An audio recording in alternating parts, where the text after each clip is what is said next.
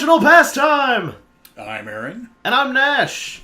Alright, let's get to it. I got some notes from the man. You got a lot of notes there. I got a lot of notes. But we'll get to that towards the end this time, since there's so many from him. First up, sponsor for today. Success. Don't judge your own success by other people's definition of the word. Only you know when you're successful. That's sage advice. It is, because I am a sage. Probably not. I mean, in one. Don't judge the definition of sage. That's right. Don't judge the definition. Don't judge the definition of words by their definitions. Just use them however you please. That's how we wound up in this mess originally. Yeah. Everyone's just using words however they felt. That's why Latin's so great, because it's dead and people can't ruin it. Yeah. That's why it's the basis of scientific language. Speaking of science, things in the news that matter. We'll get to that in a moment. But first, speaking of a thing I'm not going to be speaking about, other things. Tangentially non-related. Fun thing to do. Talk about how shitty the airlines are, especially in the United States. Have you been keeping up with any of the goings-on? Mind you, these are things that I found without seeking them out in 1 week's time that just popped up in the news, so I jotted them down. Just quick notes. Was it last week episode that was all about how terrible it is to be on an airline? I think it was the one actually before that. 2 weeks ago? Just being in that was the one that we focused on. We talked about your, just so many horrible many things. Just being in a compressed tube rocketing through the sky with too many people breathing nothing but recycled farts for hours on end. Thumbs down. Would not recommend. So, in that same vein, we've got United Airlines apologizes after video shows employee pushing a 71-year-old man to the floor over a ticket dispute. And then he laid there unconscious for a while. And there was a video of this. So basically, Did the old guy, forcefully... Well, yeah, you would. So, was he coming at him? Yeah. Did he have a knife? The old man. Did he just grab him or something? Or So, also the old man is an experienced lawyer. Not going to go well for them. Not gonna go well for them. like a very experienced lawyer. So good. I hope they burn to the ground. But so the passenger. What happened was the 71-year-old guy, he received a boarding pass when he went to go check in. They print out your boarding pass. Mm-hmm. But it was, the ink was all smeared. It was illegible. And he demanded a new boarding pass. And they told him, no, that's fine. Go through security. And so he went to go through security, and they were like, you can't come in here. This is nothing. This is a sheet of paper with ink all over it. Right. Go get a new boarding pass. You're not coming in here. So he went back to go get... Just as a note, I'm actually kind of slightly surprised that security was just yeah, whatever. Whatever, yeah, I mean, I don't know, like a part of me is glad that they're doing their job. Mm-hmm.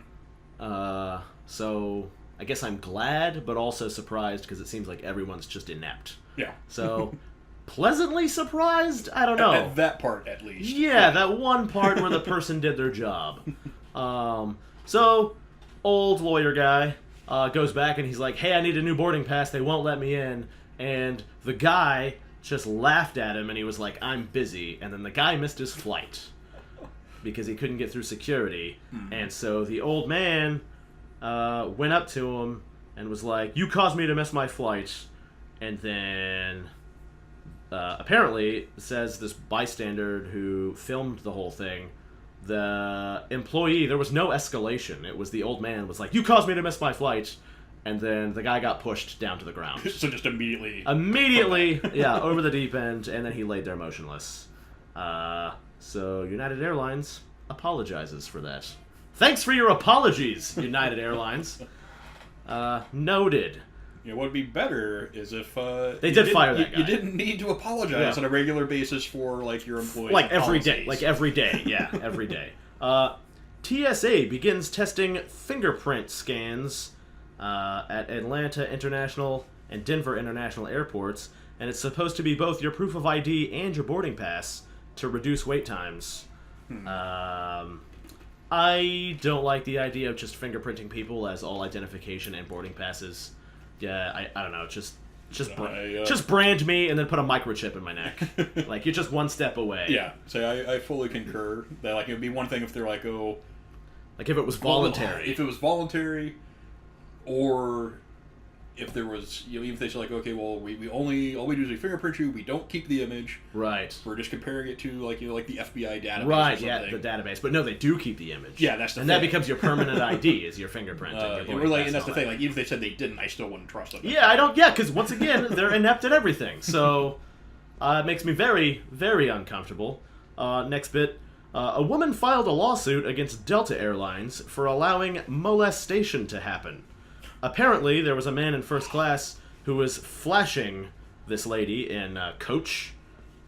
So I guess they didn't elaborate, but I'm guessing he was probably just having his penis out. Yeah. Yeah, is usually what that means for a guy. And they didn't do anything about it. And then the guy wandered back to coach and sat next to the lady, and they didn't do anything about it. And she was like trapped in a window seat, and she was like expressing how uncomfortable she was. And then the guy put his hand up her skirt.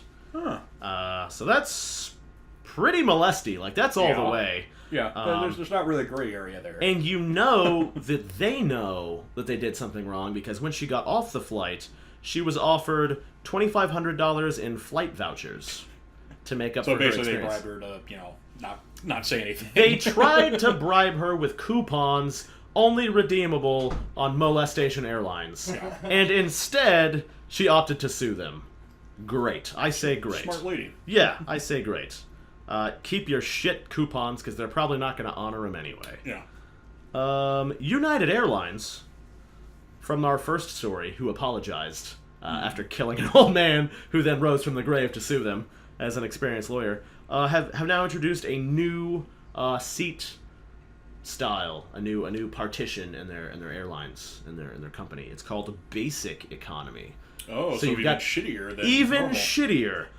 So you cannot accrue any flying mileage. You cannot choose your own seats. You cannot change your seats. You cannot upgrade your seat once you've bought a ticket. You cannot sit with anyone else that you like. So if you have friends and family who also buy these tickets, they go where they are told. You cannot sit together. It would be basically just by chance that you would sit by. Right. You cannot travel with a carry-on bag. No carry-on. No full carry-on. You can have like a small purse or like a wallet. And you can't change your flight.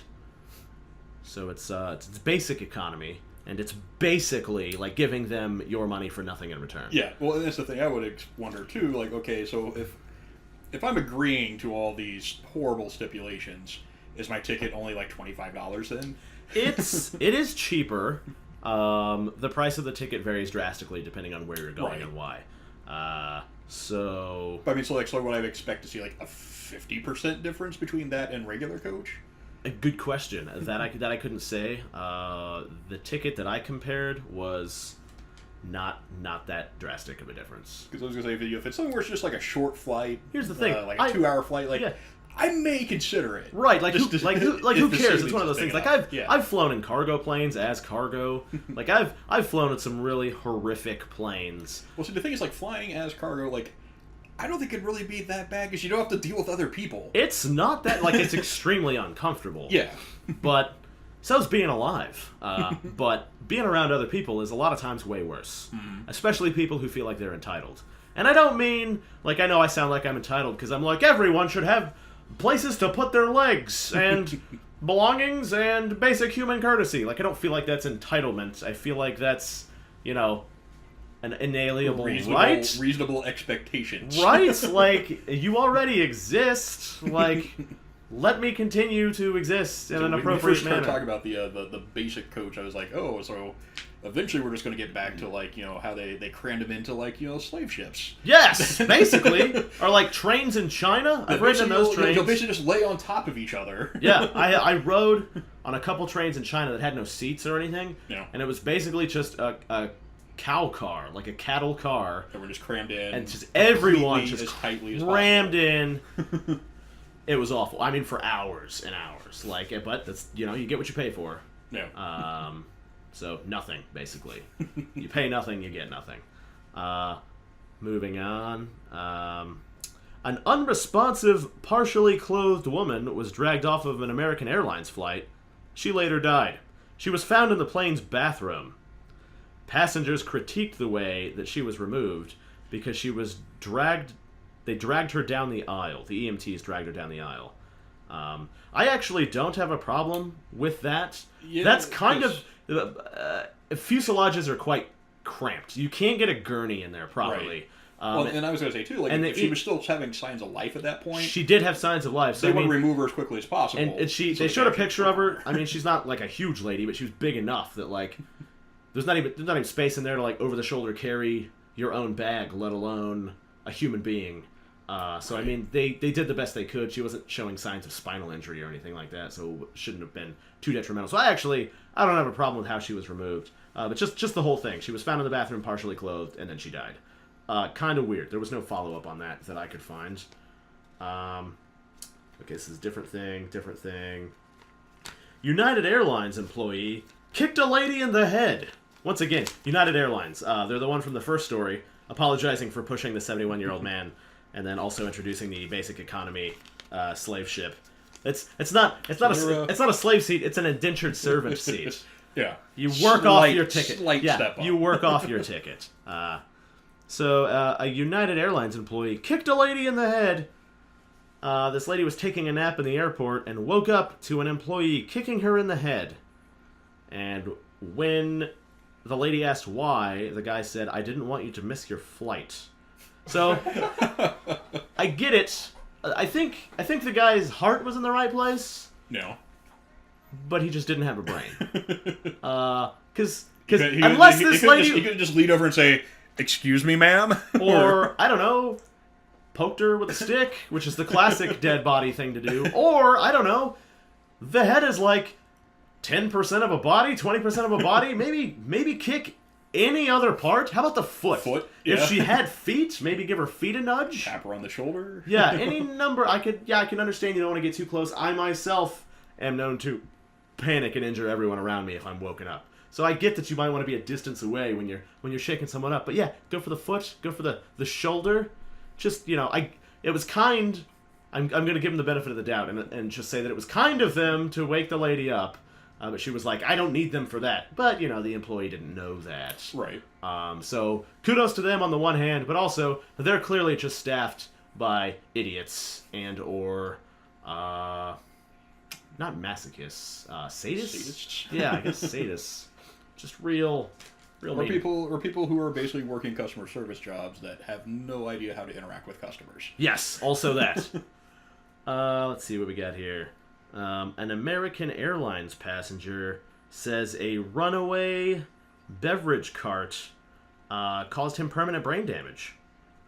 There was the cart wasn't stowed during the flight, and the guy was bending over to do something, and this 300-pound beverage cart rocketed down the aisle and hit him in the head, and actually gave him, according to the hospital, a pretty... Well, they hit him in the head during the flight, and they didn't do an emergency landing. And so he was sitting there on this flight for hours, and this cart was unmoored, so it wasn't battened down like it should have been. And it actually injured him, and I think it might have injured a stewardess as well. But it gave him post-concussive disorder, which is when you get a serious concussion and it lingers around and it gives you permanent mood changes, and apparently it destroyed his job and family life and all kinds of other stuff, so he's suing the airlines. When I first heard this, I was like, cart nudged him, big deal. I get hit by those carts all the time. But a 300-pound cart going down an aisle can pick up speed when you're bent over and it hits you square in the head. I've probably been concussed from less than that, so...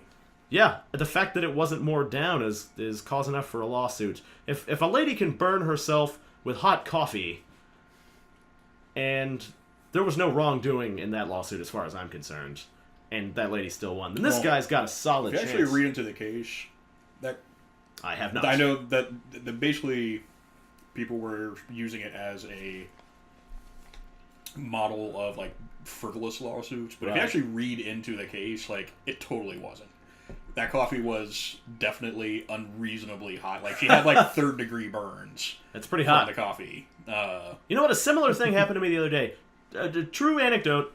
I was making some tea at this job that I was working, and it has an automatic tea machine. So I'm just pilfering all their tea. And it shoots this water out that's super hot. And I walked away with the cup, and some of it splashed out of the cup and onto my face. And it, like, you know how when you get burned, there's like a subtle, and you're like, oh, I think I got burnt. And then, like, later on it turns red, and then, if it's really hot, you get the blister.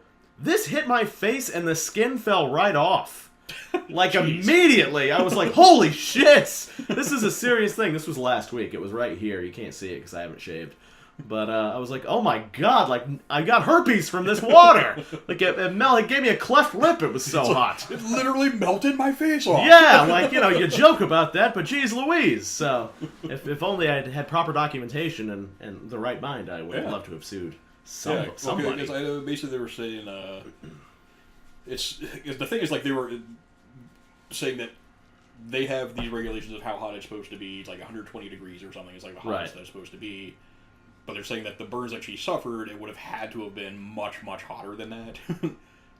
Right, yeah. So you look at it medically, and you're like, if A is B and B is C, then A is C, and it has to be this hot to cause these burns. Right. This lady's bones were exposed. Right, and like she suffered, you know, very extensive burns. And the thing is, like, I didn't know about this until later, because when I first heard about it, too, I actually hadn't looked into it, so I'm glad you know. She spilled her coffee, now she's suing. It's like, what an idiot! Like, no, the coffee was lava in a cup. Yeah. It was magma. Fair enough. All right, what else do we have here that's relevant? I got a couple more. 10 people injured, including one crew member, on a United Airlines flight. Oh, United. Oh, United Airlines. 1,000. Yeah, you're really doing it up. This recently happened. They were flying from Panama to Texas, and they hit some turbulence. And the turbulence was so bad that it injured 10 people, including one stewardess. One crew member. I don't know their gender. Including one crew member, and they all had to be taken to the hospital. Their specific injuries were not named, but geez Louise, I can only imagine that air traffic control was like, hey, United Airlines flight, whatever you do, do not fly through this hurricane you're going into, and the United Airlines pilot was like, no worries, got it, we're gonna nail it, we're just gonna fly over, we're gonna go right on top, it's fine. I mean, it's possible it could have been like, you hear them talk about like wind shears, that basically just kind of like, you can't predict them. They just kind of like happen. kind of like solar, not solar flares, but like cosmic eruptions. Yeah. It's possible it could have been something like that, but where like you can't really they can't really be blamed because there's literally nothing they could have done about it. Right. But without knowing exactly what was going on, I'll just assume that they had fair warning and just if this was an isolated case, I would say, whatever. It's just, I'm sensing a theme here. They no longer get the benefit of my doubt. Flight attendants now say, angry passengers are creating big safety problems on planes. Okay. They are. It's giving the flight attendants anxiety because they don't want to be the villain in a viral cell phone video. And my advice to them is, then don't be the villain. Yeah. Don't freaking steal a stroller and hit babies with it, or kick people in the head, or like push an old man down a flight of stairs, or like whatever barely hyperbolic shit I can think of. Don't get recorded doing horrible shit, you won't have a problem. Yeah, I think it's don't do horrible shit. Well, no, I mean you can still do horrible shit as long as you don't record it. Yeah. But if you get recorded doing it, now it's a problem. So yeah, the best way to resolve that is just don't do horrible shit. Yeah. Or at least look around and see if anyone's recording first. Yeah. So they were saying, I guess a lot of passengers are getting snippy because the stewardesses and the stewards are like, hey, stow your trays, put your seats up, time to go in for a land. And some people are like, well, what if I don't? You're going to punch me in the nose like you did with that guy? You're going to steal all my stuff like you did with this other lady? And it's just like every flight is seconds away from a mutiny now. And yes, that is unsafe because, I mean, you are in the sky, and even if you weren't in the sky, any vessel with people on it, people are just a ticking time bomb at all times. Oh, yeah. No, and so there does need to be a level of like I'm like vilifying stewardesses or stewards. Like it's not a job I would ever want to do. No, but at the same time, because people are awful. Yeah, it's just the worst. But at the same time, like they've got to understand that they deserve it. Maybe not the individual ones that this is happening to, but as a group, too many people shit in the punch bowl, and now you just have a bowl of shit or whatever. Like this is ruined. Too many what is that saying? Too many somethings in the something. Whatever, it's ruined. Foxes in the hen house. Yeah, there's too many eggs in the soup, or it's just, too many chefs spoiled the soup. Yeah, that's definitely not it. That's not the one, but that is a one. And then just today, there was a terrorist attack in a Michigan airport. I hadn't heard about this. Yeah, someone yelled like, I don't know, Allah. Allah Akbar. Yeah. Well, it was actually a different grammatical phrase, but similar to that. Some conjugation of that phrase that, my Arabic sucks balls, so. But anyway, and then they stabbed a police officer in the neck. And he's in critical condition now. But yeah, it was a big, and then they had, the FBI has now got the airport under lockdown, and they're thoroughly investigating everything. They got the guy and everything. But yeah, an official terrorist attack, Michigan airport, that's pretty close to here. Kick around there pretty regularly. So yeah, I don't know, stay frosty when you're out there. Moving on to more pleasant news. Let's see, what do we got here? We got some other things that I'll probably just gloss over. What do we got here? There's a new tattoo that they've made. It's not ready for market yet, but it's an ink that changes colors. It's a health tattoo. It's a smart tattoo. So you get this tattoo, and then it reads your pH levels, your blood glucose, your oxygenation, your hydration levels. So you can look at your tattoo and be like, oh, I need a snack, or I'm going to die, or oh, I'm dehydrated, I need more potassium, my heart's not working, oh, my blood's thinning out, So it's not, they got it to work on... So like a mood ring tattoo. It's like a mood ring, useful. but functional and useful. So I thought that was super cool, because unlike those like medical alert bracelets, it's kind of like that, but you can put the tattoo in whatever shape you want. So you just have like a badass color-changing dragon on your body and be like, oh, the dragon's claws are turning green. That means I need some water, or I'm gonna die. I got a weak heart. Like it's cool. It's a cool thing. So good on them. Anything that lets people monitor their health closely, but also be cool at the same time. That's pretty cool.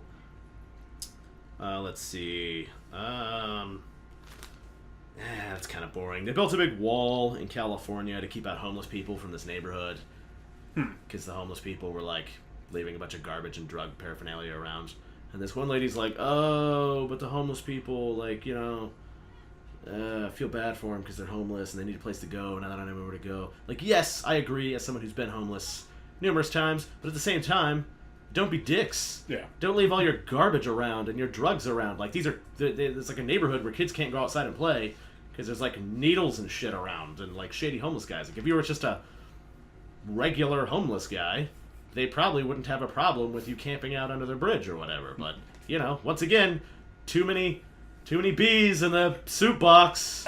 The whole rotten apple spoiling the bunch thing? Yeah, that's what it is. Yeah. One bad apple spoils the bunch, and now we have a bunch of bad apples that really spoils the bunch. That's what it is. Too many bees in the bad apples. Spoiled everything. So that was a quick thing I just wanted to touch on. It's like a memory from childhood. Parents had a big apple tree in their backyard. Oh, was it full of bees, like everything I've ever touched? Oh, every fall. Because like the apples would fall off the tree, right, and would then start to rot on the ground. And bees love rotten apples. Yeah, they do. Because they're like pure sugar. Yeah. And well, it was my responsibility to mow the yard when I was a teenager, and would have to mow under the apple tree. And every now and then the blade would just hit one of those apples, and just bees would just come flying. It's basically out. just a grenade, but instead of shrapnel, it's full of bees. So basically, I just kind of ran through there as quickly as possible, and then ran away from all the bees I pissed off. That's actually I was actually telling Ben about this because this is a phrase I'm going to use from now on. Because one, I like taking phrases and ruining them subtly, not like I've been doing today, but like real subtly. So you'd be like, "Well, that's water under the fridge." Like, that's not the phrase, but people, like, for a second, they'll be like, is that the phrase? Like, yeah, it's under there. You're never going to get it, so just forget about it. I'm like, well, I guess that's a phrase. But yeah, so I was talking to him about these notes we're going to get to later on, and he was just like, yeah, man, that's a whole other can of bees. And I was like, what? And he's like, yeah, people say can of worms, but what, who cares? You open a can of worms and nothing happens. So you can just, they're just there. Yeah, they're just there. You open a can of bees, that's bad news. It ruins your day. And I was like, yeah, actually, that's the running joke with me, because like, this is just barely hyperbolic. Like, I could open a box of cereal and bees would fly out and attack me. Like, there's just bees everywhere are my mortal enemy. And on my YouTube channel, there's a video that's an animated version of a comic of a typical day in my life that a girl drew in Alaska. And at the very end, the final scene is me running from a bunch of bees. It's just, like, not related to anything. I'm, like, having adventures and hunting treasures and getting lost. And at the very end, I'm just like, bees! Because that's my life, bees. So, yeah, that's a whole other can of bees. So, I feel your pain, man. I really do, regarding those bees. On happier note, wait, wasn't there something about a bank? Because I hate banks, too. And I don't hide my bias on the show. Wells Fargo, again, accused of improperly changing mortgages and accounts. So they were finding people that were in bankruptcy and then changing their accounts so that they needed to refinance through the bank and extend the length of their mortgage, which actually added a ton of money that they would owe in interest over time. And that sort of change needs to be approved by a court, but they weren't submitting those for court appeal. They were just doing them.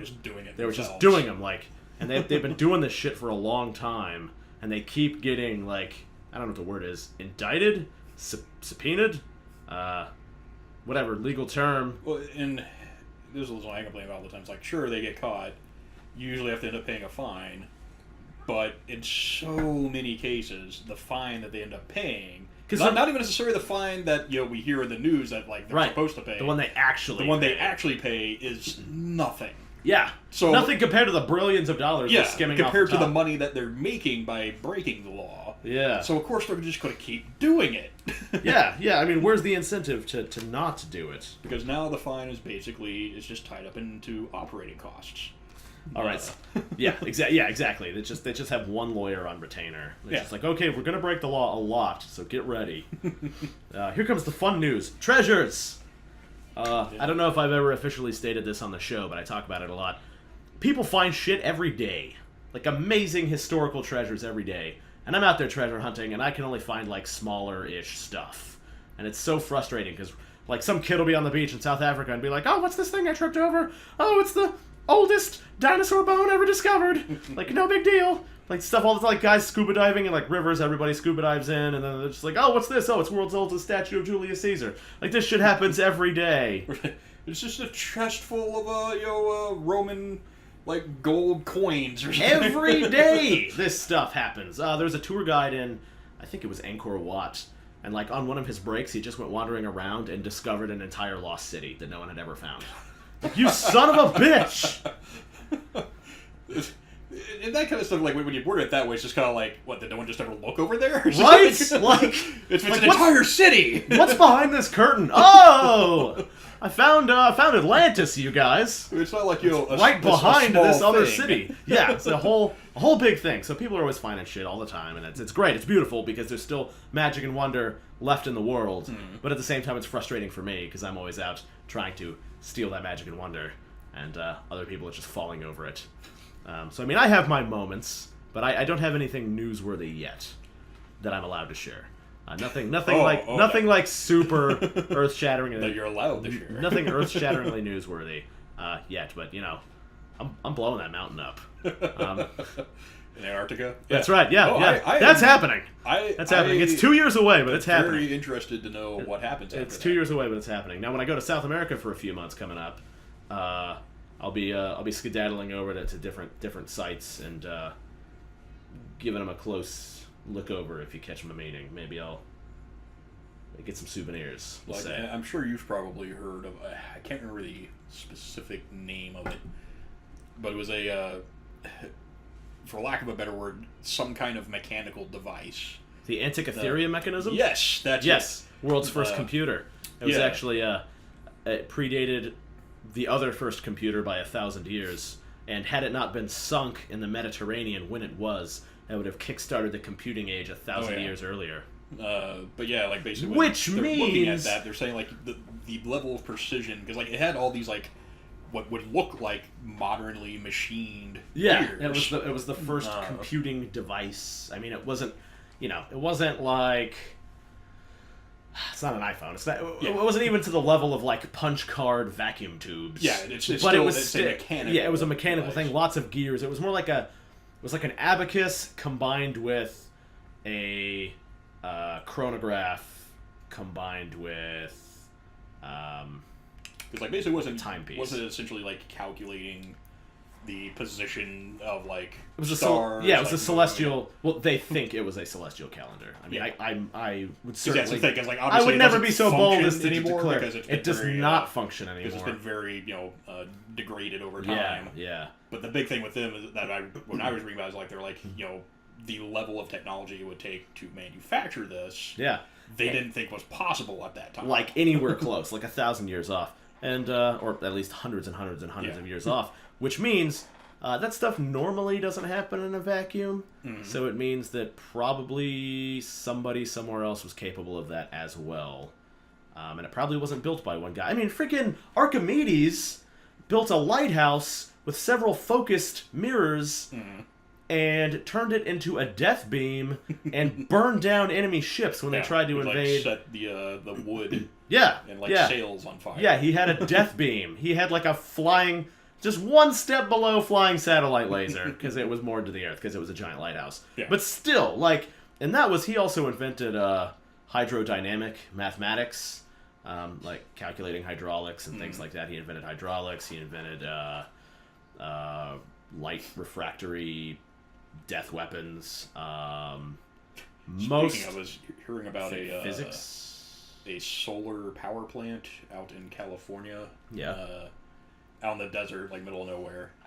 But it has like 300,000 mirrors, in a circular configuration. Yeah.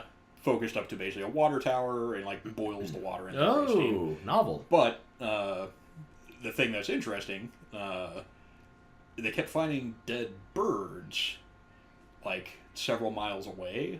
Were they getting caught in the crossbeams and like yes. explode? Basically, the amount of heat radiating, like basically leaking off, was hot enough that if a bird flew over the big area, right? It's a massive area.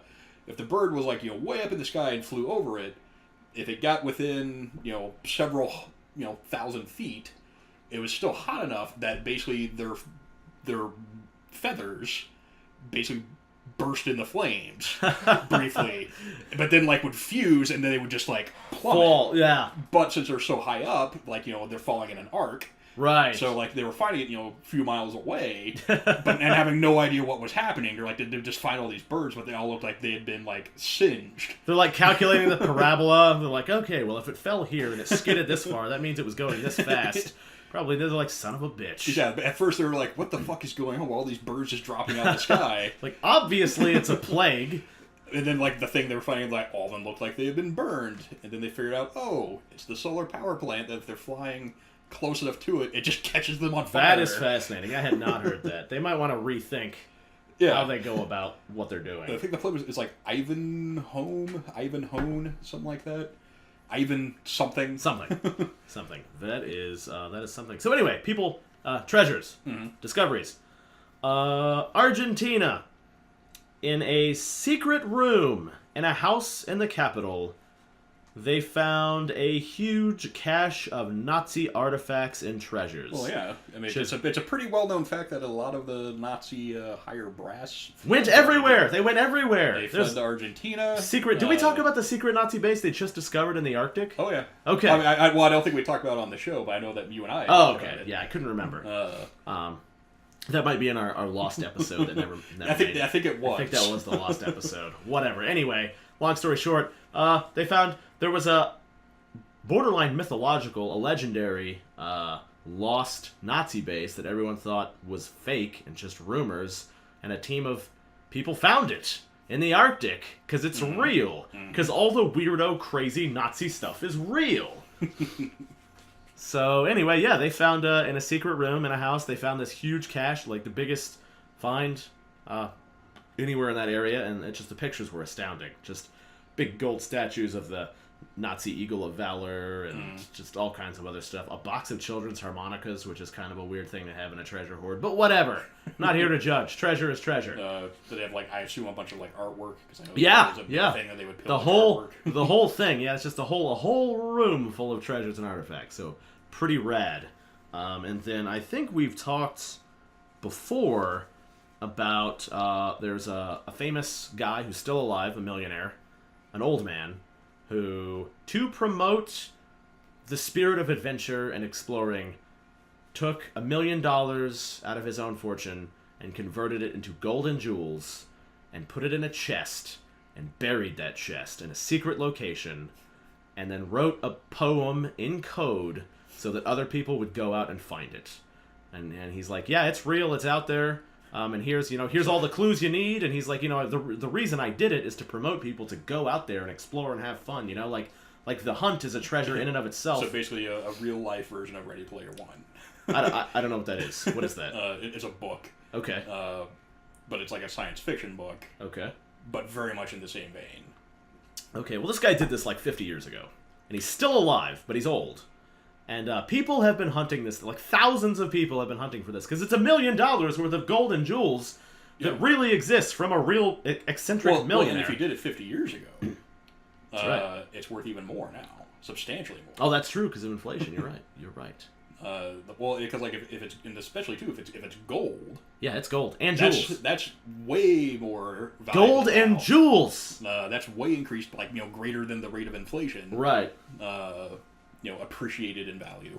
Yeah, so you're probably talking, tens, if not, possibly even like 100 million. I would settle for much less. I just want to find it. I would want to find this thing if it was full of like styrofoam hats. Like I just want to find it just because it's a cool thing. Yeah. But anyway, everyone loves a treasure hunt. Yeah, I actually have a dossier on this that I have been working on for a while because I think I've got a lead on the treasure. But so do the thousands of other people who lost their minds hunting the treasure and occasionally die. So recently, a pastor died in search of the famous hidden treasure in New Mexico. So that's the thing. No one knows exactly what state it's in. They just know that it's around the Rocky Mountain area. So they're pretty sure it's around either New Mexico, Arizona, Colorado, maybe, like just around that general it's kind of a big area. We got Ben the sound guy googling it. The guy's name's Forrest Finn, or something along those lines. Yep, that's him. Third picture. I want to see the actual riddle though. Yeah, I've got the riddle. It's pretty long. It's a long poem, but anyway, yeah, he published that poem in his autobiography. Clever guy. Because now people buy his autobiography just to find clues as to where his $1 million treasure is hidden. The more you're talking about this, like, again, the more, like, it sounds like the whole plot of Ready Player One was basically taken from this. Probably, because this has been around for a long time. Because, the whole thing with it is, it's in a, near future kind of thing, but basically there's this guy who creates, I forget what they call, like, the world or something. Okay. But it's basically like a virtual world. So are you familiar with Second Life? Yes. So like that. I've seen it. But dialed up like 1,000%. Okay. That basically everyone uses this. Okay. And do they have to use it? Is it like the Matrix? No. Okay. Is it like an optional Matrix? Yeah. Okay. There's, I guess you purchase the hardware, but then after that, like, you don't have to pay. Oh, you have to buy it. Well, I guess that makes sense. I mean, you can buy everything. I don't know why I thought you wouldn't have to buy it. Yeah. But, anyways, the guy who made this obviously became, like, fabulously wealthy. And after he died, he basically left his entire fortune hidden somewhere in this virtual world. Okay. And, like, basically sent this message out as, like, part of his will. Right. That, whoever finds it first gets it all. Dibs, and like basically, and then left these like kind of like cryptic riddles to kind of like. Yeah, that sounds exactly like this, except this guy's still alive, but he will die one day. Yeah, I'm gonna find it. Yeah. Do you think that it? I'm curious if you think that it has even anything to do with like the way that it's laid out here, because it just seems like it's telling you, like, if you read it, It sounds like it's saying like, "Hey, go to a mountain" or something. But what if there's like actually I think it's a cipher. But I don't think it's a proper cipher. I think it's like an entendre cipher. Okay. So I don't think it's like every. I don't think it's every third letter is the key to the thing. Like that type of cipher. Mm-hmm. I think that every word has a nuance, and that it's surface meaning. It's not its true meaning. Right. That's what I think. Yeah, that's what I'm thinking. Because I was reading this, I'm like, well, then why isn't it? Because if it's straightforward? Yeah, because if you research the nature of the guy, like he's into like it's the journey, not the destination, and poetry as a whole. So it's not the surface meaning that's the true meaning. So I think that knowing that guy, that there's actually, it's not a cipher per se. It's not a cipher by itself, but it's like an implied sort of alternate meaning to be decoded, a riddle, if you will, disguised as a poem, or a poem disguised as a riddle, I think is what it actually is. Okay. And then when you learn the true meaning of the poem and not the riddle itself, millions. Maybe just the 1 million, but that's good enough too. But anyway, so this pastor died looking for it, and sometimes people die, and so the police chief, I think he's the chief, sergeant, whatever, some policeman in New Mexico is like imploring this guy to end the treasure hunt after like 50 years of madness. Just go dig up your treasure and call the whole thing off. It's driving thousands of people crazy and making some people die. He calls it nonsense and insanity that's killing these people. I disagree. Yeah. Disrespectfully disagree.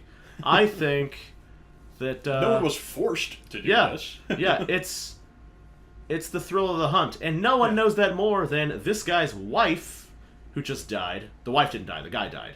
The wife was his treasure hunting partner of 30 years, and she's going to continue the hunt with her 19-year-old son, because she's like, yeah, it's fun to search, but it's like the time we spent together looking for this was worth, everything that happened, and, he went out doing the thing that he loved. Yeah. So, no hard feelings. Not everybody can say that. Yeah, He died doing what he loved. Yeah, literally died doing what he loved, because I think his rope snapped and he, fell into the Rio Grande and died. Bashed on some rocks, but I'm not sure. Nobody's sure yet. But anyway, just treasures and stuff, just cool stuff. One more thing, maybe I'll do one more thing about the news. I got a couple of news stories that segue into my stories. I'm not sure which ones to get to, because I'm so interesting. So we are close to 45 minutes in, so that's good. We're doing all right. So recently, there has been in the news, there was a United States citizen who, I think he was in his 20s, college student perhaps, took a jaunt through North Korea, and like you do. Well, it's funny you should say like you do, because like I do. I actually haven't been to North Korea yet. I thought you had. I have not, but this is actually related to me, third party. Because you might be mistaking this guy's story for my own story. Possibly. Because I was looking at stuff on your blog, and I thought obviously you would know. No, I've talked about North Korea. Don't give me too much credit. That's why I read the blog. Sometimes I read the blog and I'm like, wow, I forgot I did this. Nice. But yeah, I thought there was something there where there is stuff there about North Korea that actually is related to this, but I haven't been there yet. Okay. It involves a guy and a job. But did this job involve murdering another man? I'm not at liberty to say. So anyway, this 20-year-old kid or whatever, there's only a handful of tour groups in the world that can get you into North Korea properly. So this kid got on one of those and went to North Korea and wound up getting arrested there and detained. And he was there for a long time. I want to say months, but I'm not sure. He was there over a year. He might have been there over a year, but apparently they beat him. And apparently they beat him quite badly, and he fell into a coma. And he was recently released or returned or whatever. Repatriated. Repatriated back to the United States, and he died. Supposedly. Shortly after. Yeah, shortly after, supposedly from his coma. So I'm reading a news article about this, and I'm like, yeah, crazy. And then I'm not going to say the name of the company or the guy, because I don't want to paint anybody in a bad light. Which is funny because I'm not going to be able to say some of the more interesting stuff, just in case anyone does wind up hearing this. But I'm reading this article, and they're like, yeah, this kid signed up for this tour with this company run by this guy. And you're like, oh, I know. And I was like, I know that. I know the guy who got this kid killed. Like, and the whole time I was reading it, I was like, ha, yep, that sounds like a thing that would happen. Apparently, this kid, the rumor is that the kid was caught trying to smuggle out a propaganda poster. And that's what he was arrested and detained for and then beaten to death for, supposedly. Man, there but by the grace of Jong go I. Because I have so many times. I mean, we talked about when I tried to smuggle my Japan ID out of Japan. I was like, whoops! Yeah, and I've been detained so many times. In a lot of countries, I think you can get away with it. Yeah, North Korea's, I just really don't think is one that you can. Yeah.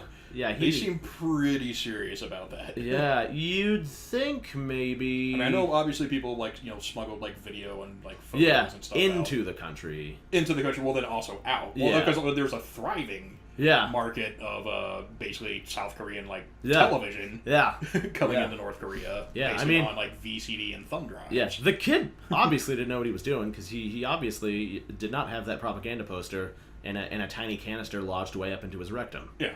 That's the way you do it. That's the way some people would do it. That's a tried and true method, I will say. But yeah, so I know the guy. I mean, of course, it depends how big that poster is. That's true. Yeah, if it was a full wall-size poster, that's a tough one. That's a tough one. You're gonna need something that's not your body, probably, unless you're like a sword swallower or something like that. And even then, still tough, real tough. Well, even then, sure, you might be able to physically get it down there, but then they keep it there for a while. Hours. Yeah, that's gonna be rough sauce. But hey, whatever. I mean, I'm sure there's people who could do it. But yeah, maybe I don't know. Just the kid probably wasn't prepared for smuggling, is what it boiled down to. He probably just got the idea spur of the moment, but wasn't planning to smuggle. You gotta plan your smuggling. Like when I'm transporting things across borders that maybe aren't allowed across borders, I'm prepared. Usually. So if I'm not prepared and I'm doing something stupid, I know that it's in a place where it's going to be probably a slap on the wrist, or I'll be able to talk my way out of it. Or at worst, I might have to pay a fine. Right, yeah. Isn't there some fine? Not they're going to throw me in jail for 8 months and beat the shit out of me. Yeah. Non-stop until I die. Until I'm in a coma. Yeah. Suspiciously, the parents declined an autopsy. And they did say that he was not the type of person who would ever try to smuggle something. So I don't know what that means. Whatever. That's for other people to tinfoil hat their way around. I'm just saying what I read. But anyway, so this company that I won't name, I actually know the guy who created it and runs it. And it's one of the only companies in the world that can get you into North Korea. And I swear I told you his story. I met him in China, in Beijing. And he's the guy who told me the story when he first started the company. He was showing some execs around North Korea, and someone left a briefcase on a train. Is this ringing a bell for you? And not yet, but keep going. Okay, well we'll see here. And so everyone gets off the train at the platform, and someone's like, "Oh, I forgot my briefcase," and he's like, "Oh, I'll get it." So he goes back on because he's running this company. It's in its infancy at this point, and he's like, "Oh, I'll get it." So he gets on the train. And he grabs the briefcase, and then the train starts pulling away from the platform, but very slowly, because it's just just starting to go. And he's like, oh man, I'm going to jump off of this moving train onto the platform with this briefcase, and I'm going to look like such a badass hero. It's going to be awesome, because the train was going so slow. It's like, how cool. Is this not ringing a bell? No, I don't think I've heard this. Okay, well, he jumps off the platform. Turns out, it was moving way faster than he thought. He hits the platform, breaks his shin so badly that the bone just shoots out. So his fibula is just out. Like the bone is out of his body, and he's lying on the platform, my bone is out of my body. I can't walk. My leg bone sticking out. Yeah. And so some just goes all floppy. Right. So he's on the ground. and his shin's ragdoll because the bone's on the outside. And a couple of North Korean security guards come up for the train station. They're like, "Hey, you're gonna have to get up and walk out of here. Can't lay down here." And he's like, "My bone! Look at my leg!" And I guess they like pointed their guns at him or something, and they were like, "You get up and walk out of here, or we're gonna put you down." And so he had to get up and walk out of there with the assistance of the guys he was showing around. I haven't told you this story? No. Okay, well, this isn't my story. This is this guy's story, and he tells it great. But this is the first story. All right, so I'm going to continue this story. I'm just going to give you some backstory. I crossed paths with this guy in Beijing, and he's a British guy. Looks kind of like a British version of you, like same shape, same general height, a little bit older than you are. Successful businessman, though, right? So I can't say a lot of the stuff he gets up to, but just imagine like the stereotype of the extremely successful 1980s businessman, where it's just like Nash-Style cocaine party. basically like just everything to excess, like all the money and all the whatever he wants he's got, right? That's this guy, and I crossed paths with him, and we're walking. I don't know. We went out. I was drinking, and I like met him, and we just started talking. Like and then just like at the bar. he was just around, and like I met him, and we were talking, and then we just like hit it off, and he really likes to drink, or he did, and I know he's still alive now because I read this news article where he was interviewed because he runs the company, and I was like, oh, good, that guy's still alive, good for him. But we hit it off, and he just kept buying me drinks and buying me stuff, and like we were just drinking and going hard. And then Beijing shut down, and I was like, well, I guess that's that then. It's like 3, 4 in the morning, 5 in the morning. He's like, oh, nothing shuts down for me. So we're like walking through these closed streets, and he goes to this restaurant that is closed. I mean, like black shutters down, people aren't in it, and just starts banging on the door. And he's like, open up! And we're in a small-ish neighborhood, so it's like the type of establishment where the people that run it also like live inside. Like, it's like an yeah. apartment in the back. And so someone comes and like eventually flips on the light and opens the door, and they're like, what are you doing? And he's like, oh, open up. Open the place up. This guy and me, we want to eat right now. And like we were drunk, you get the drunk hungries. Maybe you don't know. You get the drunk hungries. You get real drunk, and you're like, I would like some food right now, please. And I would like it in as So I don't necessarily got the hungries. I thought because like I've been many places where it's like a 24-hour establishment, right? And you always get the. I always assumed it was just like, oh, these people are just out. They want to go home yet. The bars are closed, so they come here. Nope, it's the hungries. You get this weird because you've now consumed too much alcohol, and you need something to offset it. You need something solid to kind of. You need a stabilizer. Yeah, you need a stabilizer because that stuff's gonna start coming at you at some point, and you'd like it to not all be liquid. And so you're like, please, something, anything. So yeah, I would like everything you have in the rudest manner possible, please. And I'm not going to tip. Yeah, I'm not going to tip. I might puke on the floor and then slip and pass out. That's on you. When I wake up, I will be suing you if I'm still drunk. So these people, he's like, open up, we want to eat. Me and this guy want to eat. And I'm like, what's happening? And these people, he just like throws a ball of money at them.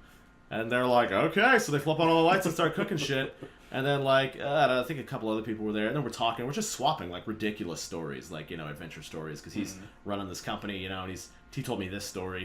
And then at one point in time, he's like, so you're like, look, some bad martial arts guy, right? And I was like, yeah, I'm all right. And I think I'd already been to the Shaolin Temple and everything by this point. Like, I'd already gone on my training pilgrimage. So I'm, like, trying to leave Beijing, but I'm like stuck. The Dragon Boat Festival was going on, so I was like stranded in Beijing. I couldn't get out, so I just wound up like partying for a long time until it was over. He's like, yeah, what do you think? Think you're tough? Can you do the splits? And I was like, oh yeah, man, I can do the splits in every direction, forward, like left, right, forward and backwards through time, you name it. And God, he's like, do splits in this restaurant right now. And I was like, what? Like 5 in the morning in this dirty ass restaurant? It's just whatever. He's like, ball of money, and I was like, you got it, man. So I'm just like Jean-Claude Van Damme in my way through this restaurant that he's like forcing these people to cook us food at like 5 in the morning. And then we just go get more drinks, and it's just like nuts. And then we just parted ways. Like it was weird. And I was like, well, I'm never going to see this guy again. And hear about this. like a matter of hours, like we parted ways, and I was thought like, maybe that was the last time you'd actually. no, seen like him. I was like, I need to go to sleep because the sun is coming up, and I've been up for like 2 days partying with this dude, and so I go to sleep, just that sweaty, drank too much, stayed up too late, kind of sleep, and I wake up and I'm like, oh man, time for training and some food. So I could get up, do all my training, and I'm like, whew, feeling good. I go out to get some food. And the only thing open was this, like, pub that had food and booze. And I go in, and this dude is in there drinking and carrying on. And he's like, oh, what's going on? And I was like, oh, hey, man. And he's like, how come you're not drinking? And I was like, I don't know, we were drinking until, like, a little bit ago. And he's like, yeah, exactly. So then we just start drinking again. And start the cycle anew. Yeah, so we partied for a while, and one of his, like, employees was there also. Super cool guy. We hit it off because he was like, oh yeah, he had long hair and dreadlocks, but he's a white dude. So I was like, oh, I like what you got going on there. And he's like, oh, I like what you got going on there. And he was an English guy, and he made some joke, and then I responded to that joke, and he was like, how do you know what that is? And his joke was about Kylie Minogue and Jaffa Cakes. And I was like, oh yeah, I know those words. Right. And I made like very specific references because I'm intimately familiar with both of those things. And he was like, how do you know about these things? Like only true Englishmen know of Kylie Minogue and Jaffa Cakes, which of course isn't true, but whatever. And he's like, you spent a lot of time in England? And I was like, I spent some time in England, like enough, obviously. And he's like, yeah. So we hit it off, and he's like, you know what I like to do? I like to go to famous landmarks and do obnoxious handstands and take pictures of myself. I'm like, me too! So we gave each other a slideshow of our most obnoxious handstand pictures and sacred, like, there's like one of me doing a handstand at Tiananmen Square, and there's like one of him doing a handstand like at somebody's grave, and it's just like going back and forth. We had a blast. Then he taught me this drinking game called Roller Pool, which, if anybody hears this episode and wants to learn, I'll do a video tutorial of how to play roller pool, but it's a drinking game where you take a billiards table and you roll the balls on the billiards table, and the location of the ball, you roll it off the like fore and aft walls, and so the short rails, the farthest, like if you're at the part of the table that you would break on, okay, so you roll the ball from there and you bounce it off the back wall. And you want to get it close. As close to the right. rail closest to without actually touching. Without actually touching. But then there's other stuff involved because you're still trying to knock in other balls. And then someone else, there's other people's balls on the table. And you're trying to move their balls into disadvantageous positions. But you're trying to move your ball into advantageous positions. But it's like a really cool drinking game. So he taught me that. So if anybody wants to learn, I took detailed notes in one of my journals. So I will dig that out of the archives and do a video tutorial on how to play roller pool if anybody wants to learn. Because it's fun. I don't know if it's already online or not. I doubt it. But anyway, he taught me that. And then anyway, this guy worked for the British guy. The main British guy who started this company. And he actually offered me a job with the company. Because they go to North Korea and stuff. And it wasn't a job. It was like a job writing for them, doing like travel adventure writing and stuff like that. So he offered me a job, and I had some other stuff going on. So I was like, I'll get back to you, whatever. And then I was like, I'll use your company to go to North Korea, and I'll get this job and whatever. I just haven't. It was like several years ago. I don't know, like 4 years ago, 3.5 years ago. I just haven't gotten around to it. International adventurer wheels turn slowly sometimes when you like only see each other every few years. But anyway, reading this article, I was just like, wow, I know this guy. Yeah, this is totally, yep, that guy. Yep, this sounds like a thing that would happen for sure. I'm not going to name the company or the guy or name some of his stuff, except for that. Oh, I'll get back to the story of the broken leg. Well, I guess one question I had was, and maybe you can't answer this, but I know that a lot of North Koreans basically trying to escape. Right, yeah. Oftentimes end up going through Beijing and then from there that is to true. South Korea. Yeah, that is true. I've heard that. Where they're basically getting getting smuggled out of North Korea. Yeah.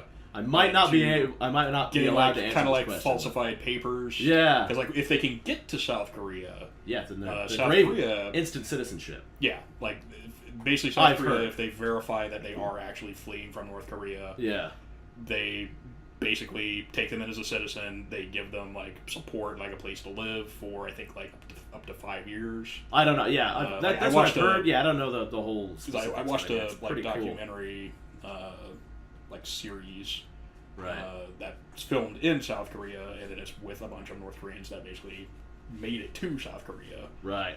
But talking about one kind of like their journey to get there, talking about just living in North Korea, and then like some of the things that they really like about South Korea being away, and then some of the things that they even possibly miss from North Korea. Right. Like a lot of them said that the main thing they miss is just that North Korea, as far as the environment, like, and by environment I mean like the land. Right. Yeah. Is basically like pristine. Yeah.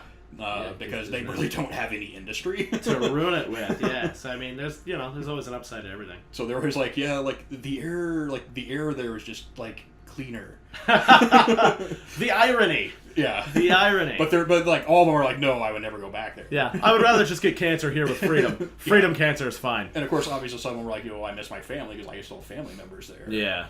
But yeah, that's one thing I thought was interesting. Like the South Korean government was basically like, they go through a pretty stringent, because I guess because they're so generous with it, there's been a lot of people, primarily Chinese, faking, coming in saying that they fled North Korea. Yeah, fakers. Basically trying to get, public assistance. Yeah. And so, they go through a pretty stringent verification process. Right, a vetting process. But yeah, once they, determine that, yes, this person genuinely did, at least lived in North Korea. Yeah. They, are very generous with how they set them up there. Yeah. Another thing that this guy taught me, he taught me the passport game, which is, it's like a fun little collection game.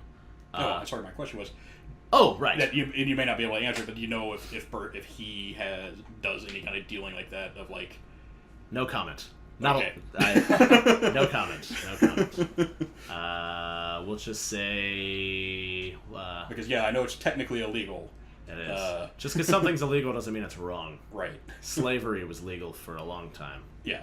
And gay marriage is illegal, I think, in some places. Some places still, yeah. Whatever. I'm actually against gay marriage. Are you guys shocked to hear that? Really? Yeah? You ready for the caveats? Well, are you against marriage? I'm against marriage in general, that's why. But I mean, as long as marriage is a thing, gay people should have the right. Everybody should have the right to be miserable. Exactly. Equally miserable and make terrible decisions. I feel the same way. Everyone should have the same chance at screwing up. At tax breaks. Yeah, that's all it is. Or tax breaks. Running your life. Yeah. But yeah, so no comment to that one. We'll just say that, if a company was ever found to engage in those things, who knows, maybe the boss doesn't know the type of things that certain employees engage in, or, things like that. So who's to say? Yeah. Not me, because I'm not with the company, so I don't know their practices or their standards or what they're up to. So no official comment. Because the only thing I've heard is that, and again, since this is essentially a British-owned company, it may not be as bad, but a pair of the Chinese ones are pretty predatory, from what most of them were saying, that right, yeah, they need them, but they definitely make you pay for it. Right. And then in some cases, don't live up to what they said they were going to do. Yeah. Or you pay them, they get you out, and they just kind of all right, that's it. You did it. You're on your own. Yep, I have heard that. I've definitely heard that. Oh, but anyway, the passport game is a fun little collection game. If you travel the world, where you come across a lot of world travelers, it's when you have sex with various people, you collect either a flag of the country or a coat of arms. So if you have sex in a country, you get that flag. And if you have sex with a person from that country, you get that coat of arms. Okay. So it's like a fun stamp game where you're like, I have all these flags, or I have all these coat of arms. I have sex with a lot of international people, but it's all in this one country. Or I have sex in a lot of countries, but it's all with this same lady. So it's like a fun collection thing. So ultimately, you want to get the pair. You want to get from both. You want to get all the stamps. You want to collect them all. Yeah, you want to get the flag and the coat of arms. Yes, everywhere. ideally, according to him. Ideally, I'm not. Once again, no comment from me. But whatever. I'm not doing too bad, I suppose. Not as, not... So what do you just have, like, you call it the passport game, but, like, so do you actually put these in the do you keep them in the passport, or do you have, like... I've seen people actually put them in a passport or in their passport. I know you get multiple pages in there. Yeah, you get a lot. Yeah, you get a lot of pages. I've seen people actually write them down. I just try to remember, and I don't always succeed. Sometimes I'm walking around and I'm like, oh yeah, I forgot about that. Right on. Go me. Like a euphemism for, like, you just have, like, your own little notebook. You just refer to it as, like... So sometimes it's just a notebook. I've seen people actually jot in their real passports. It's just like, it's like, yeah, okay. All right. Time. Yeah, you're gonna run out of pages, man. People are gonna start asking questions at customs. It's like, you get enough of those, but, like, go through customs, they're gonna be like, what the hell is all this? Real suspicious. Like, this is my herpes list. I'm patient 0, and I'm following the spread of this disease I created and disseminated on my own. You're welcome. I've kept very accurate records. Very detailed notes. Your scientists will appreciate this. The CDC will appreciate this. So anyway, I guess to finish this guy's story before I get into my... Well, this is kind of my story, because I planned to just be like, I know this guy, and here's how I know him. So this is kind of related to me. Plus, this guy's story is pretty cool, and it's short. So anyway, he broke his leg. Mm-hmm. He has to leave the train station. He leaves the train station, immediately goes to a North Korean doctor. Like, immediately. And it's like, my bone! And the North Korean doctor looks at it, and he's like, oh yeah, we're gonna have to cut that leg off. And, he's like, I'm pretty sure you can put that back in, and, like, I'll have a leg. Set the bone, put it in a cast, and, like, it'll eventually heal back. Yeah, like, I'm pretty sure there's, like, medicines and surgeries and, like, stuff you can do, and the guy's like, no, that leg's coming off for sure. No, that leg's broken. Look at it. Yeah, the bone is on the outside. What are you, crazy? We're gonna have to cut the whole leg off. And he was just, like, freaking out. And he's like, yeah, I was, like, crying and just, like, freaking out. So he calls his mother in London, and she wires him like 3,000 pounds or something like that to get an emergency flight back to London to go see, I'll call him a real doctor. Yeah. So he goes to the hospital, and apparently he just made it, because by the time he made it there, it'd been sticking out of his leg for like 2.5 days. Yeah. And so he got to the doctor, and the doctor was like, wow, if you'd have been like half a day later, we would have had to cut this leg off. But now it's like 50-50. He's like, if we got you in the operating room right now, like when I finish this sentence, we might be able to save your leg. And he was like, let's do it. So they go and they I would assume after like that long, you'd have some potentially like pretty extensive nerve damage. Right. So he goes under the knife, and I guess they put all kinds of like plates and shit in there. And he's telling me this, but he's wearing pants. So I'm like, oh my god, like, so do you have a leg? Yeah, as far as you know, he has like, it was like a prosthetic below it was like the knee. From the knee down, what's going on there? And he pulls up his pant leg, and he's just got like a bunch of scars, but he's fine. He's like, yep, did it, just barely made it. Like, oh my god, jeez Louise, man. And when he gets done, he tells his clients, this is the dedication we have to our clients. That's right, yeah. He was like, yeah, when they say mind the gap, mind the fucking gap. Like, don't jump off a train or onto a train. Yeah. Don't tell me how to live, guy who has experience in this very thing. But yeah, so I thought that was interesting. And then one more quick thing. This was actually a story that is mine. Let's see. Oh, this is the thing that happened today. Another quick note.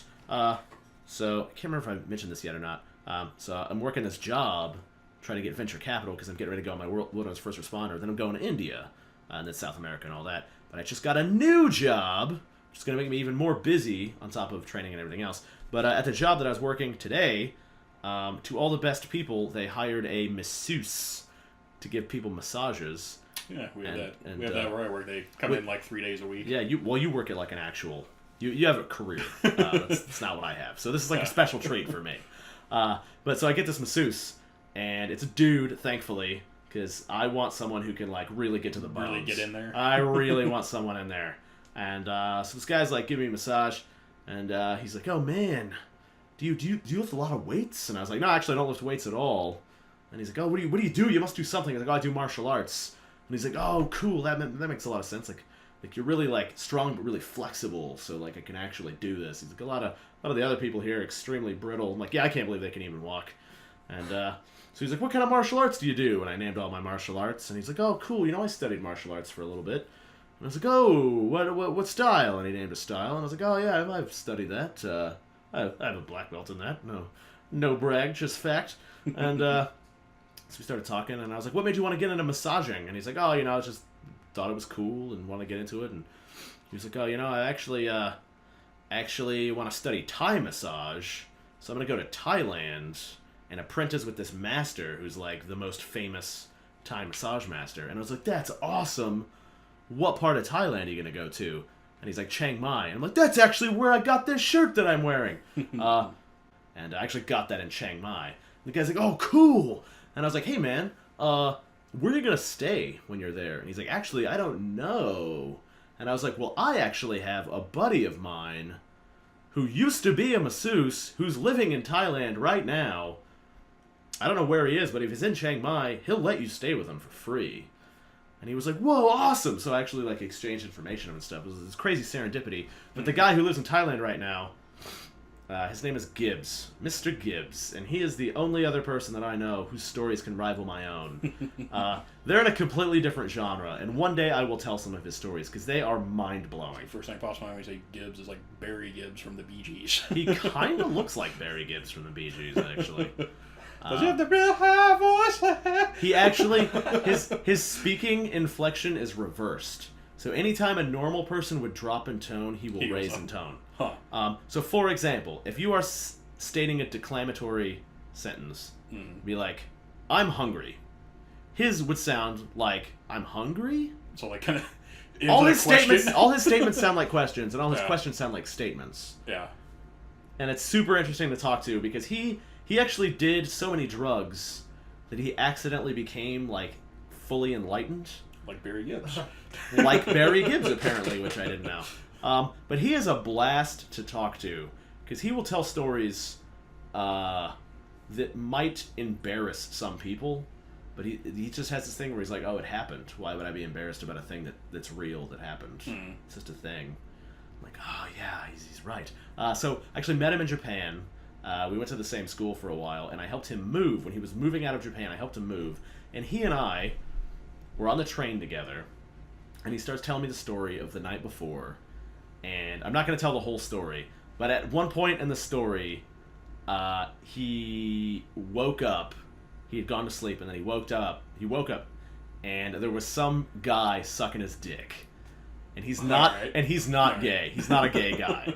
And he tells me this, super casually. And I was like, what? So, on the train, making a huge scene. Well, I mean, did you go to sleep in the orgy compartment? That story is really funny. He's got a million hilarious stories that I will probably tell.